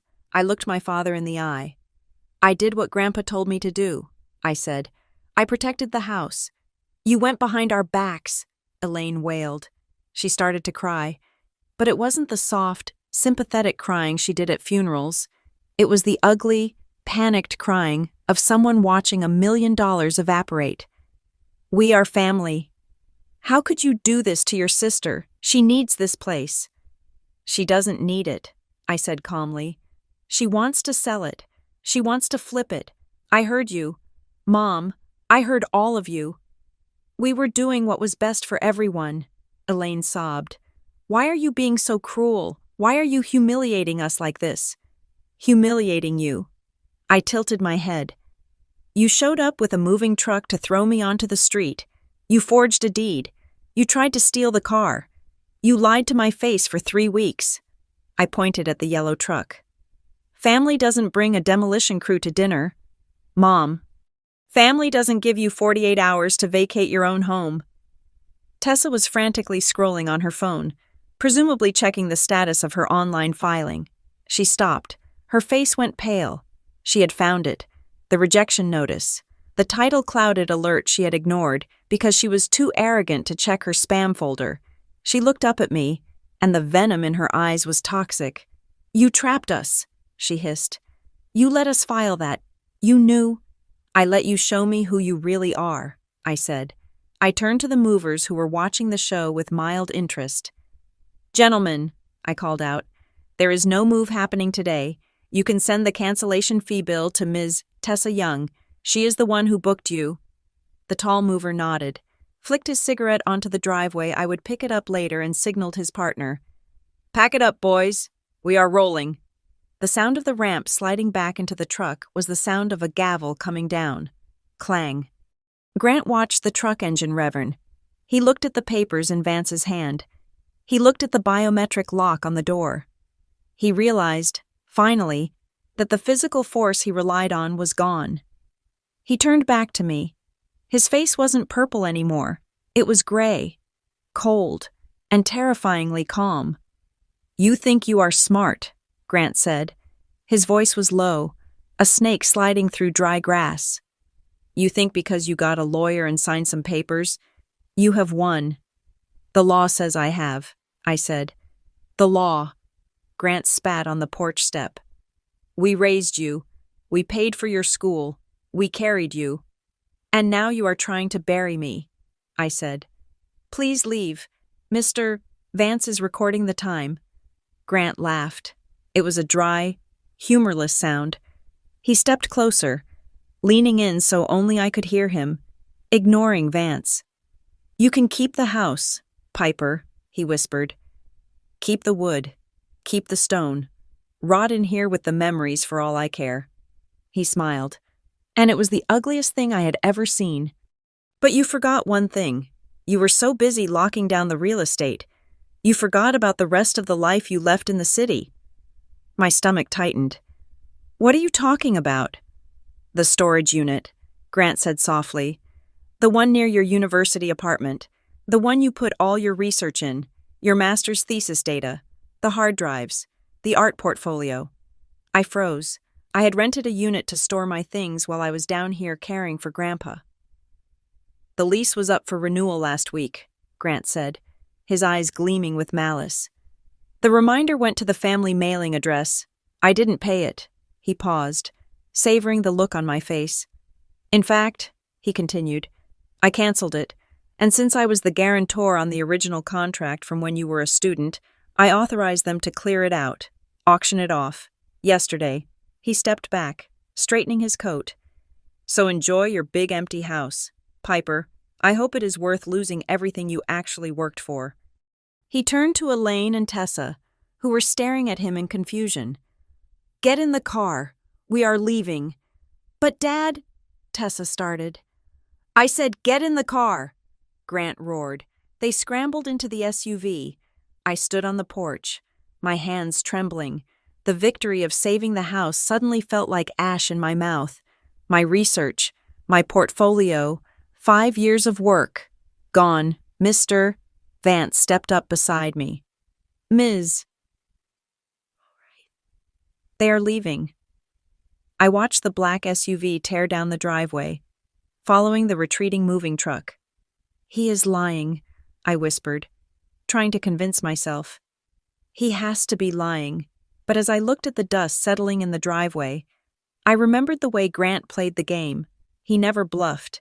If he said he burned a bridge, he didn't just burn it. He blew it up while you were still standing on it. I had won the battle for Harbor Hollow, but Grant had just told me that he had nuked my future to do it. The yellow moving truck had been gone for 24 hours, but the dust it kicked up hadn't settled. It had just changed forms. Monday morning didn't bring peace. It brought a courier. He arrived at 10 o'clock, driving a nondescript white sedan. He didn't come to the front door. He walked to the gate I had locked the night before and buzzed the intercom. I walked down the driveway to meet him, gravel crunching under my boots. Piper Young? He asked. Yes. He handed me a thick envelope. It wasn't from the family.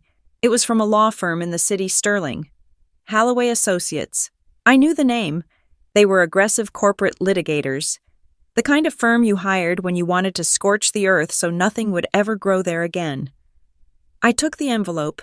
It felt heavy, like holding a brick. You have been served, the man said, and drove away. I didn't open it until I was back inside the kitchen, with the biometric locks engaged and the security cameras recording. My hands were steady, but my heart was hammering a frantic rhythm against my ribs. I sliced open the seal. I expected a lawsuit contesting the validity of the trust. I expected them to claim the signature was forged or the date was wrong. I was wrong. They weren't attacking the paper. They were attacking the person holding it. The header read, Petition for removal of trustee and emergency appointment of guardian ad litem. I scanned the legalese, my stomach twisting into a cold, hard knot. They were filing a motion to have me removed as trustee of the Walter and June Young Irrevocable Trust. Their grounds lack of capacity, undue influence, financial mismanagement. I read the affidavit attached to the filing. It was signed by Elaine Young. Petitioner states that the respondent, Piper Young, has a history of emotional instability and isolation. Petitioner asserts that the respondent took advantage of the decedent's diminished mental state while isolating him from the rest of the family to coerce the execution of trust documents. Furthermore, the respondent is currently unemployed and lacks the financial literacy required to manage an estate of this magnitude. I had to put the paper down on the counter because I thought I might tear it in half. They were painting a picture of me as a predator, a confused, unstable girl who whispered poison into a dying man's ear while locking his loving family out. It was a rewrite of history so audacious it took my breath away. I picked up my phone to call Miles, but the screen lit up with a notification before I could dial. It was a text from my cousin, Sarah, who lived in Ohio. We hadn't spoken in 2 years, but we used to be close. Sarah Piper. Is it true Aunt Elaine just called me?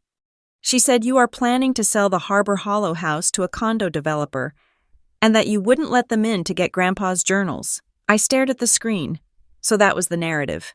They weren't just fighting me in court. They were poisoning the water in the village. They knew the extended family cherished this house. By telling everyone I was selling to a developer a lie so specific it had to be calculated, they were turning the entire young clan against me, Piper. That is a lie. Sarah, I am keeping the house. They are the ones who wanted to flip it. Sarah, that is not what Tessa said.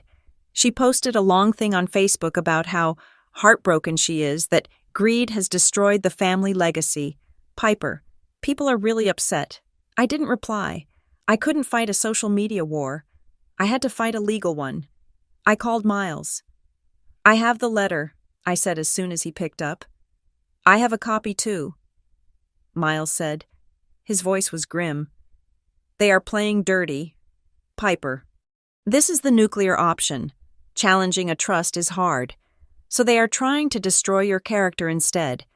If they can prove you are incompetent, or that you manipulated Walter, a judge could strip you of the trusteeship and appoint guess who?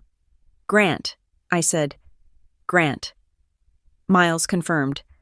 Or a neutral third party who would eventually liquidate the assets to pay for the legal fees incurred by the dispute.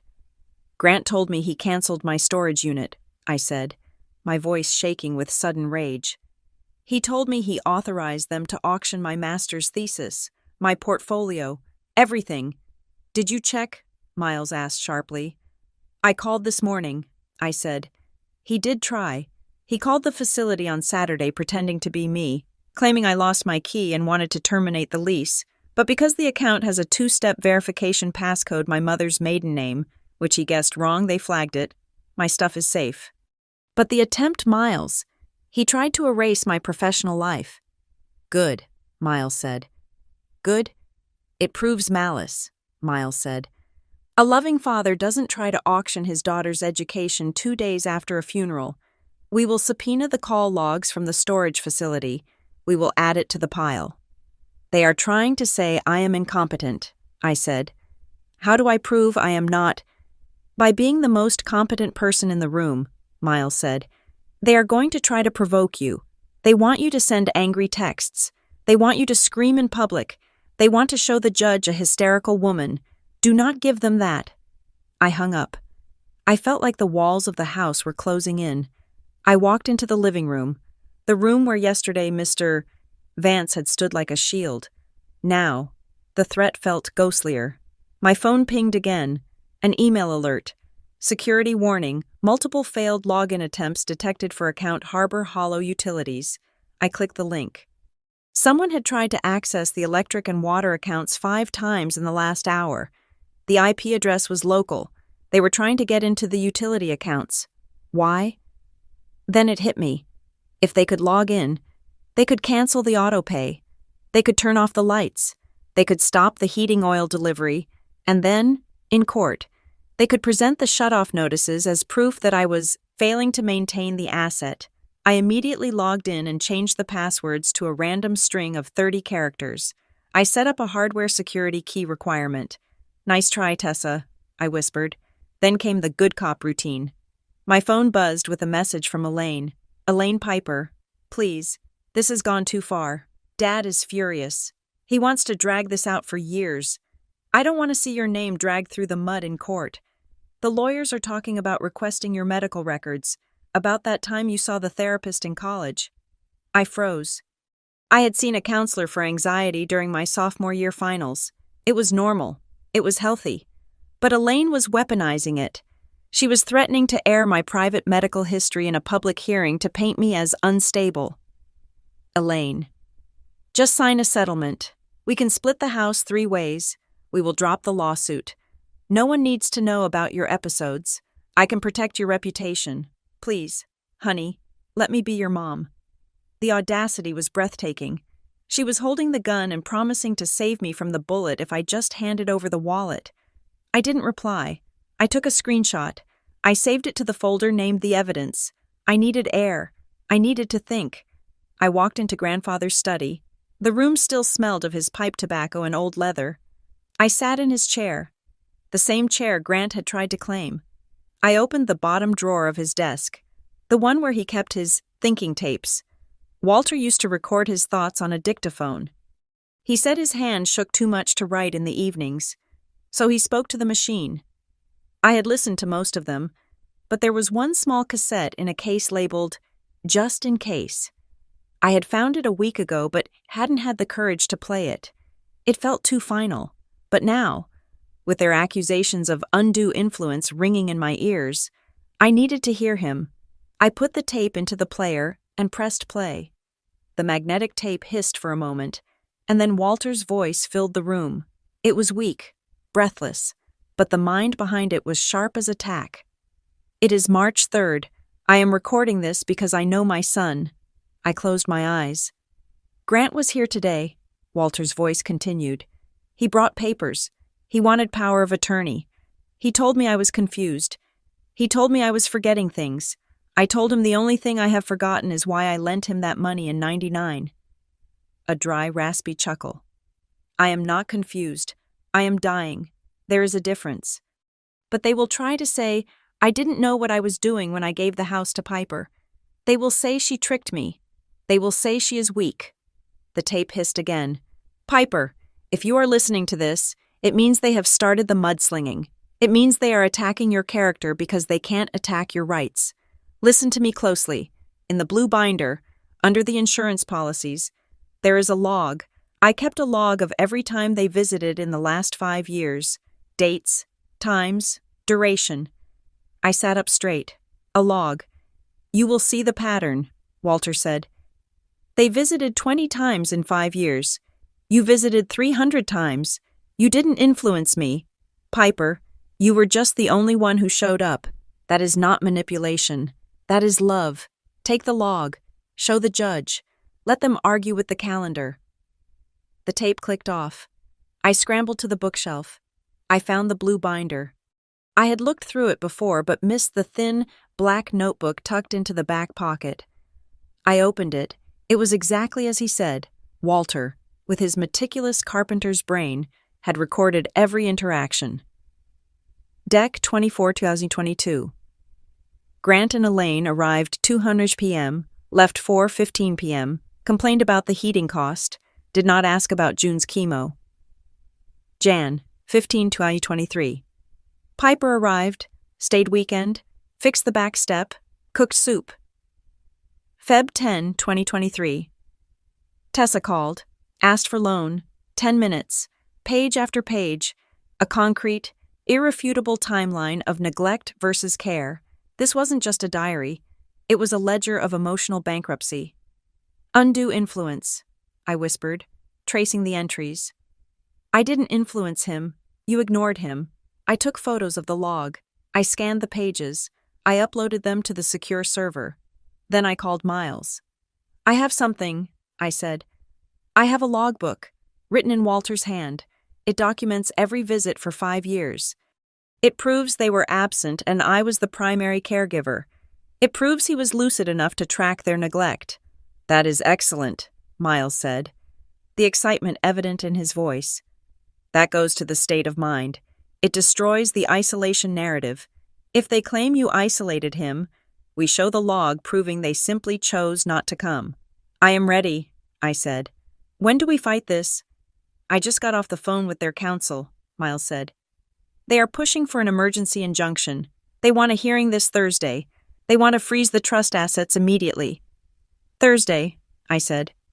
3 days? "They are betting you will fold before then," Miles warned. "They are betting the threat of the courtroom will make you sign the settlement Elaine sent. They think you are too scared to stand up in front of a judge and speak." I looked at the camera feed on my monitor. The driveway was empty, the house was quiet, but inside, the evidence was screaming. I thought about the storage unit they tried to auction. I thought about the mental instability lies. I thought about the way they looked at me on the porch like I was a bug to be crushed. "Let them bet," I said. "Piper, this will be ugly," Miles said softly. They will say terrible things about you on the record, things you can't unhear. I have been hearing them my whole life, Miles, I said. They just usually whispered them in the kitchen. I would prefer they say them into a microphone where I can rebut them. Okay, Miles said. Thursday morning, 9 o'clock, County Superior Court, wear something boring. I hung up. I walked to the window and looked out at the fog lifting off Harbor Hollow. The view was clear now. The gray water looked like steel. They wanted to paint me as the fragile, crazy daughter who stole a fortune. They wanted to make me the villain of the story. Fine, if they wanted a villain, I would show them what a villain looked like. A villain was someone who kept the receipts. A villain was someone who didn't cry when you threatened them. A villain was someone who walked into court, not with a plea for mercy, but with a logbook of their sins. I went to the closet and pulled out my suit. It was navy blue, sharp, professional. Thursday wasn't going to be a hearing. It was going to be a reckoning. The night before the hearing, the house felt like a ship holding its breath before a hurricane. I sat at the mahogany dining table, the surface covered in paper. To anyone else, it looked like a chaotic mess of receipts, screenshots, and legal forms. To me, it was a map of the last 5 years. I had printed everything. The text messages where Grant called the house a money pit, the photos of the yellow moving truck blocking the driveway, the logbook entries from Walter's black notebook, the automated rejection letter from the county clerk regarding Tessa's fraudulent filing. My printer had been humming for 2 hours, spitting out the physical proof of my family's betrayal. I picked up a photo of Tessa standing on the porch, her face twisted in that ugly, triumphant sneer. I looked at it for a long time. I wasn't looking at my sister anymore. I was looking at a stranger who shared my DNA. I stood up and walked away from the table. I needed to feel the house one last time before I had to defend it. I walked through the darkened rooms without turning on the lights. I knew the geography of this place better than I knew the lines on my own palm. I walked into the sunroom, where the wicker furniture still held the faint scent of June's lavender perfume. I touched the cold glass of the window. I am ready, I whispered to the dark. But was I? I walked back to the kitchen and opened my laptop. I had one final stone to turn over. Earlier that afternoon, while reviewing the financial records for the trust defense, I had stumbled upon something odd. In the shared family cloud drive a digital storage space I had set up for my parents 3 years ago to help them organize their taxes. There was a new folder. It was labeled simply Liquid. My parents were not tech-savvy. They likely forgot I still had administrator access to the drive. They thought deleting me from their lives meant unfriending me on Facebook, not revoking permissions on a server I built. I clicked on the folder. Inside, there were 3 PDF documents. They were dated within the last 2 months. The first was a notice from a bank in the city. It wasn't a bank statement. It was a notice of default. I read the numbers, and my breath hitched. Grant and Elaine were behind on the mortgage for their penthouse in the city. Not just a little behind. They were 6 months behind. The bank was threatening foreclosure proceedings if the balance of $85,000 wasn't brought current within 30 days. 30 days. The deadline on the bank notice was exactly 4 days from now. I opened the second document. It was a letter from a private equity firm. Grant had taken out a high-interest business loan 2 years ago, $500,000 collateralized against his future inheritance. He had borrowed money against a house he didn't own yet. The realization hit me like a physical blow. The rush to evict me, the move out by Friday deadline, the sheer frantic aggression of their takeover. It wasn't just greed, it was panic. They weren't trying to steal the house because they wanted a summer getaway or because they wanted to renovate the kitchen. They were trying to steal it because they were drowning. They needed to liquidate the Harbor Hollow estate immediately to pay off their debts before they lost their own home and their social standing. "Oh, Dad," I whispered, staring at the screen. "You are broke." It made sense now. The fairness argument, the pressure on Tessa to get the deed. They were using Tessa as the vehicle to get the title, knowing that if Grant took it directly, his creditors might seize it immediately. By putting it in Tessa's name, they thought they could sell it quietly and funnel the cash back to cover their holes. But that led to the second question. Why was Tessa going along with it? Tessa was selfish. Yes, but she wasn't a criminal. She was risk-averse. Filing a fraudulent deed was a felony. Who pushed her to do it?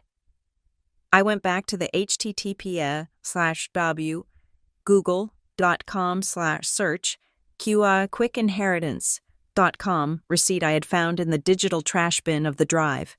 I looked at the payment details again. I had assumed Tessa paid for it, but when I zoomed in on the credit card receipt, the last 4 digits didn't match any card I knew Tessa possessed, and the billing name wasn't Tessa Young. It was J. Thorne, Julian Thorne, Tessa's new fiancé, the entrepreneur she had been dating for 6 months. The one who was too busy closing a deal in Dubai to come to the funeral. I opened a new tab and started digging. I ran a background check on Julian Thorne. Not the Google search kind, but the deep dive kind using the paid database Miles had given me access to. It took 10 minutes. Julian Thorne didn't have deals in Dubai. He had a suspended real estate license in Florida. He had 2 civil judgments against him for title washing scams, convincing people to transfer deeds to shell companies for asset protection, then leveraging the properties for loans and vanishing.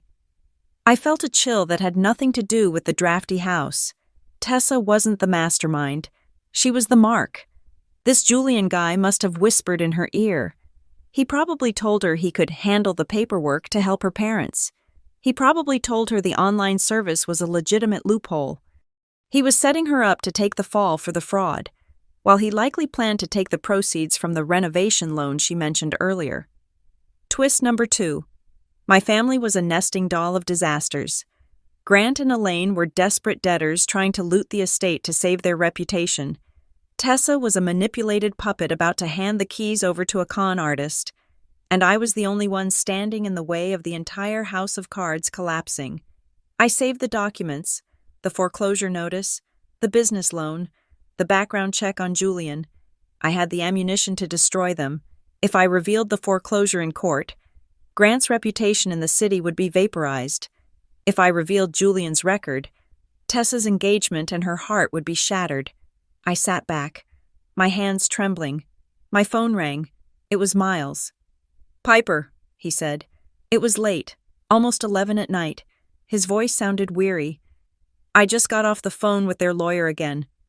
"And they are offering a settlement," Miles said. "A new one. Better terms. They drop the incompetence suit. You keep the house. But you agree to take out a mortgage on the property for $500,000 and pay it to them as a settlement of claims. In exchange, they walk away." $500,000. Exactly the amount of Grant's business loan.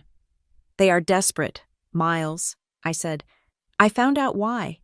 They are facing foreclosure. Grant borrowed against the inheritance." Miles was silent for a long moment. "I see. That explains the urgency and the aggression. What should I do?" "If you accept," Miles said slowly, "the fighting stops. You keep the house, though it will be burdened with debt, but the family war ends. If we go into that courtroom tomorrow, Piper, if you use what you just found, you aren't just winning a case, you are nuking their lives." I looked at the darkness outside the window. "If I pay them," I said, "I am validating them. I am telling them that it is okay to bully me as long as they send a bill first. I am telling them that grandfather's wishes can be bought for $500,000. It is the path of least resistance," Miles reminded me. "No," I said. "Grandpa said, don't let them write the story.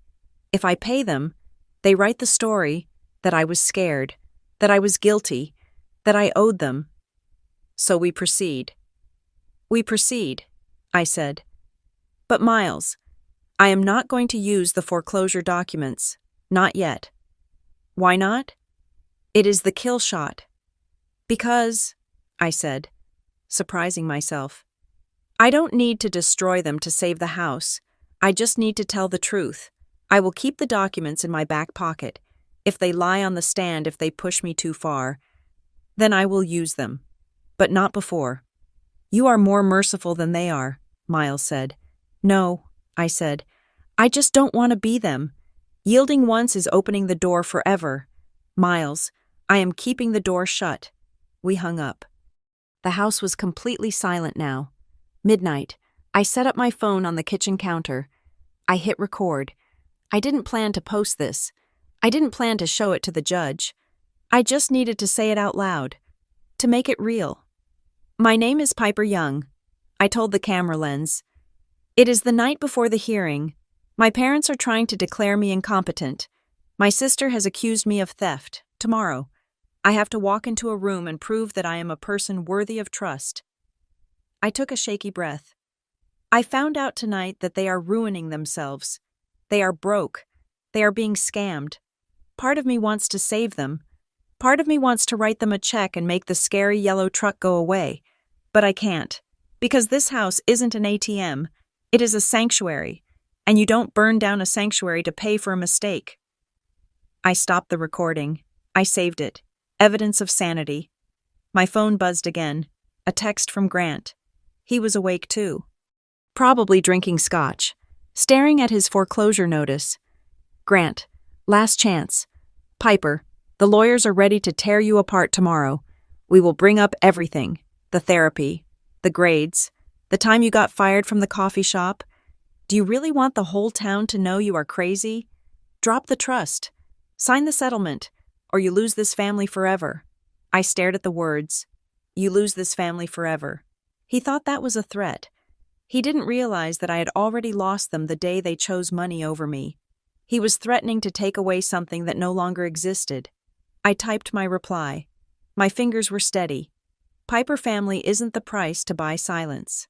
Dad, and I am not buying. I sent it. I turned off the kitchen light. I was ready to go upstairs, to try to sleep for a few hours. When my phone rang, I frowned. It wasn't Miles. It wasn't Grant. It was a number I didn't recognize. A local area code, but not a contact I had saved. It was 12:15 in the morning. I hesitated, then swiped answer. Hello. Ms. Piper Young. The voice was male, deep, and official, not a lawyer, not a family member. Yes. This is Detective Miller from the County Fraud Investigation Unit. I apologize for the late hour, but we received a flag from the clerk's office regarding a property filing at your address. My heart stopped. Had Tessa called them? Had she tried to frame me? Yes. There is a dispute, I stammered. We have a hearing tomorrow. We know, the detective said. We have been monitoring the activity on that deed submission. We traced the IP address and the payment method. It triggered an alert in our system for a known pattern of elder abuse and title fraud. He paused. We will be at the hearing tomorrow. Ms. Young, not as observers. We have questions for a Mr.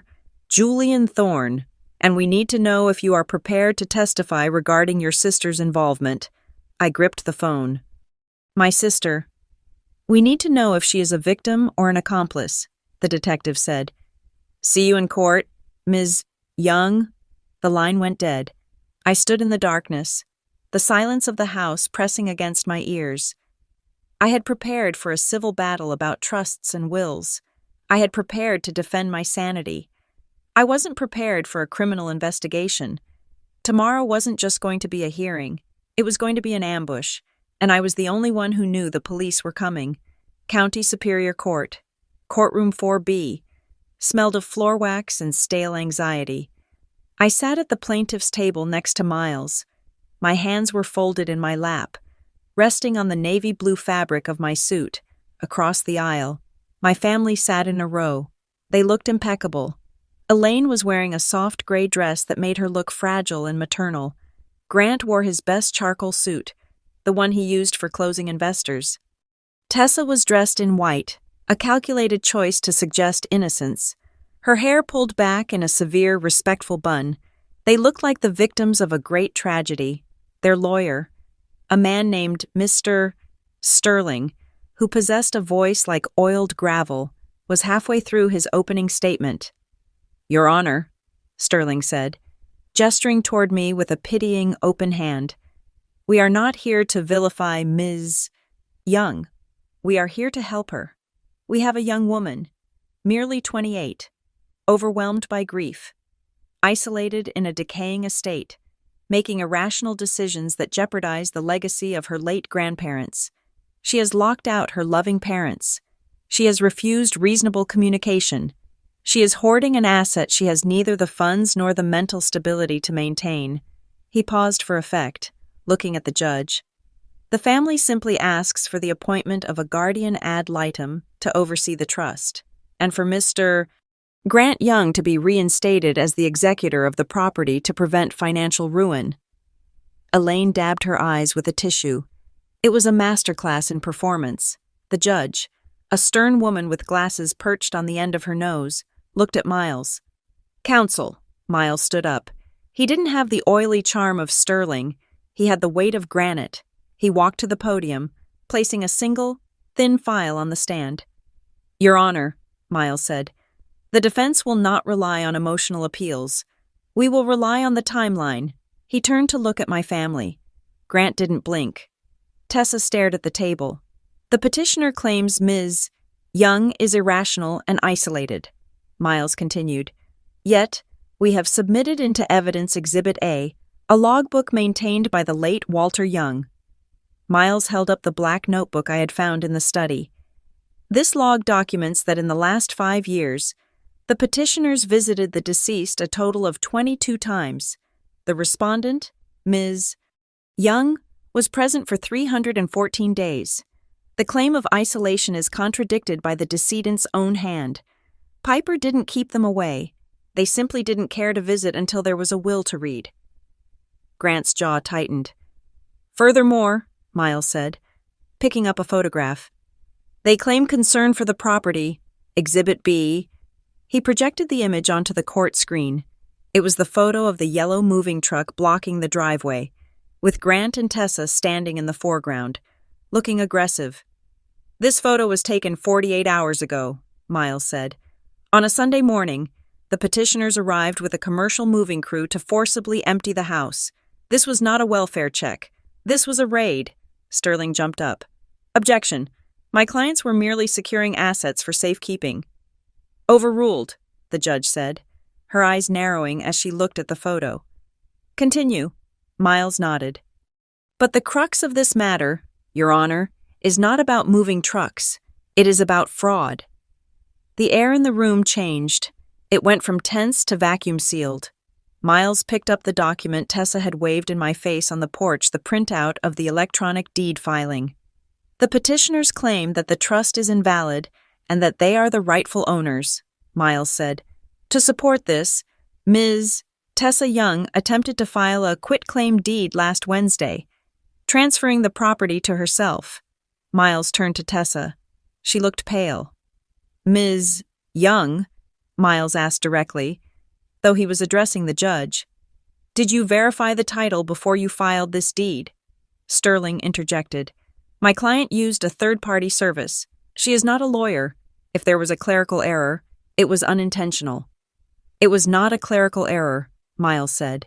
His voice dropped, becoming dangerously quiet. "It was a crime." He produced the receipt I had found, the one with the name J. Thorne. "We have here the receipt for the service quickinheritance.com, Miles said. "It was paid for by a credit card belonging to a Mr. Julian Thorne, a man with 2 prior civil judgments for title fraud." Tessa gasped. It was a small, sharp sound, like a balloon popping. She looked at Grant. Grant looked straight ahead, refusing to make eye contact with her. "And," Miles continued, delivering the blow I had held back until this moment, "we have the email thread between Ms. Tessa Young and Mr. Thorne, recovered from the family's shared cloud drive." He held up a sheet of paper. In this email, dated 4 days ago, Ms. Young writes, "The trust is a problem. We need to override it before the county updates the registry. Can we backdate the deed?" The silence in the courtroom was absolute. To which Mr. Thorne replied, Miles read, "We will file it as a correction. It might get flagged, but it will buy you enough time to get into the house." Miles dropped the paper on the table. It made a loud slap. "They knew the trust was valid, Your Honor. They tried to bury it with a fraudulent filing to physically seize the house before this hearing could take place." The judge turned her gaze to the defense table. It wasn't a judicial look anymore. It was the look of a predator spotting prey. "Ms. Young," the judge said to Tessa, "is this email authentic?" Tessa started to shake. She looked at Julian Thorne's name on the evidence list. She looked at the detective sitting in the back row, Detective Miller, who had just offered a small, grim nod. "I didn't know," Tessa stammered. "Julian said it was standard procedure. He said we just needed to clean up the paperwork." "You asked to backdate a legal document," the judge said coldly. "That is not standard procedure. That is forgery." Grant slammed his hand on the table. The sound echoed like a gunshot. "She was trying to save the house," Grant shouted, losing his composure completely. He stood up, his face flushing a deep, dangerous red. "You don't understand. We have obligations. We have liquidity issues." Sterling tried to pull him down. "Mr. Young, sit down." "No," Grant roared, shaking him off. He pointed a shaking finger at me. "She is sitting on $1 million of equity while we are drowning. We just needed her to sign the split. If she had just signed the split, none of this would have happened." "Grant, stop," Elaine shrieked, grabbing his arm, but the words were out. "We just needed her to sign the split." Grant froze. He realized what he had said. He realized he had just admitted, on the record, that the entire incompetence lawsuit was a sham designed to force a financial settlement. The judge looked at Grant. Then she looked at the foreclosure documents Miles had handed to the bailiff as a supplemental evidence packet, the documents I had found the night before, showing Grant's desperation. "So," the judge said, her voice icy, "this is not about your daughter's mental health. This is about your debts." Grant sank back into his chair. He looked small. The charcoal suit suddenly looked like a costume he had outgrown. "Your Honor," Miles said softly, "the defense rests." The judge didn't need a recess. She didn't need to consult looking at her notes. She looked at my family with unmasked disgust. "The petition for removal of trustee is denied with prejudice," she ruled. "The trust stands. Ms. Piper Young is the sole legal authority over the Harbor Hollow estate." She turned her eyes to Tessa. "Regarding the fraudulent filing and the email evidence, I am referring this matter to the district attorney's office for immediate review. Detective Miller is present in the court. I believe—" "Yes, Your Honor," the detective called out from the back. Tessa put her head in her hands and began to sob. This time, it wasn't a performance. It was the terrified sound of a golden child realizing the safety net had been cut. "And Mr. Grant Young," the judge continued, "I am issuing a permanent restraining order. You are barred from coming within 500 feet of the property or Ms. Piper Young. If you attempt to access the utilities, the accounts, or the premises again, you will be held in contempt and incarcerated." She banged her gavel. Bang. "Court is adjourned." The sound of the gavel was the sound of the final door closing. I stood up. My legs felt weak, but I didn't stumble. My family remained seated. They looked like a painting that had been left out in the rain colors running, forms dissolving. Elaine stood up slowly. She walked over to the barrier separating the tables. She didn't look at Grant. She didn't look at Tessa. She looked at me. Her face was twisted in a mixture of grief and rage. "You ungrateful girl," she hissed. "We gave you life. We gave you everything. And you let them do this to your sister. You let them destroy your father." I looked at her. I looked at the woman who had smiled while telling me to move out by Friday. I looked at the woman who had threatened to use my therapy records against me. "I didn't do this, Mom," I said. My voice was steady. "I didn't borrow money against a house I didn't own. I didn't hire a con artist to forge a deed. And I didn't bring a moving truck to a funeral." "We are family," she cried out, clutching her pearls. "No," I said. "You were a corporation, and you just went bankrupt." I turned my back on her. "Piper," she screamed. I kept walking. I walked past Grant, who was staring at the floor, muttering about interest rates. I walked past Tessa, who was being approached by Detective Miller. I walked out of the double doors of the courtroom and into the hallway. Miles was waiting for me. He held out his hand. "It is over," he said. "Is it?" I asked. "The house is safe," he said. "The trust is locked. They can't touch you, Piper. Not ever again." I took a deep breath. The air in the hallway was cool. It didn't smell like floor wax anymore. It smelled like freedom. 2 hours later, I was back at Harbor Hollow. The afternoon sun was breaking through the clouds, casting long, golden beams across the water. I parked my sedan, the one they couldn't take, in the driveway. There was no yellow truck. There was no black SUV. There was only the sound of the wind moving through the cedar trees. I walked up the porch steps.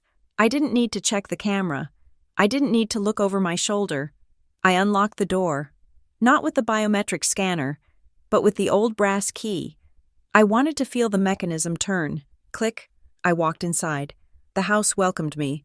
The floorboards creaked in greeting. The smell of old wood and lemon oil wrapped around me like a blanket. I went to the kitchen and put the kettle on. I made a cup of tea in Walter's chipped blue mug. I walked out to the back deck and sat in the rocking chair. The wind chimes began to sing. They were deep, resonant tones. Bong, bong, bong. I thought about Tessa, answering questions in a police station. I thought about Grant, calling his creditors to explain why the asset was gone.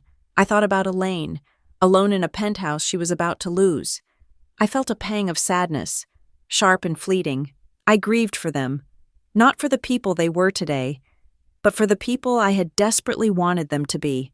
I grieved for the fantasy of a family that would love me without conditions. But as the wind chimes sang again, the grief faded, replaced by a profound peace. I looked out at the water. I was 28 years old. I was alone. I had enemies. But I was home. I raised the blue mug to the horizon, to the invisible point where the sky met the lake. "Grandpa," I whispered, the steam from the tea rising into the cool air. "Grandma." I took a sip. It tasted like victory. It tasted like the future. "I kept it," I said softly. "The door is closed. You can rest now." Thank you so much for listening to this story. I would love to know where you are tuning in from right now. Are you listening while driving, cooking, or maybe relaxing at home? Please drop a comment below and let me know your location and your thoughts on Piper's decision. If you enjoyed this story, please subscribe to the Maya Revenge Stories channel, like this video, and hit the hype button to help this story reach more people. Your support means the world to us.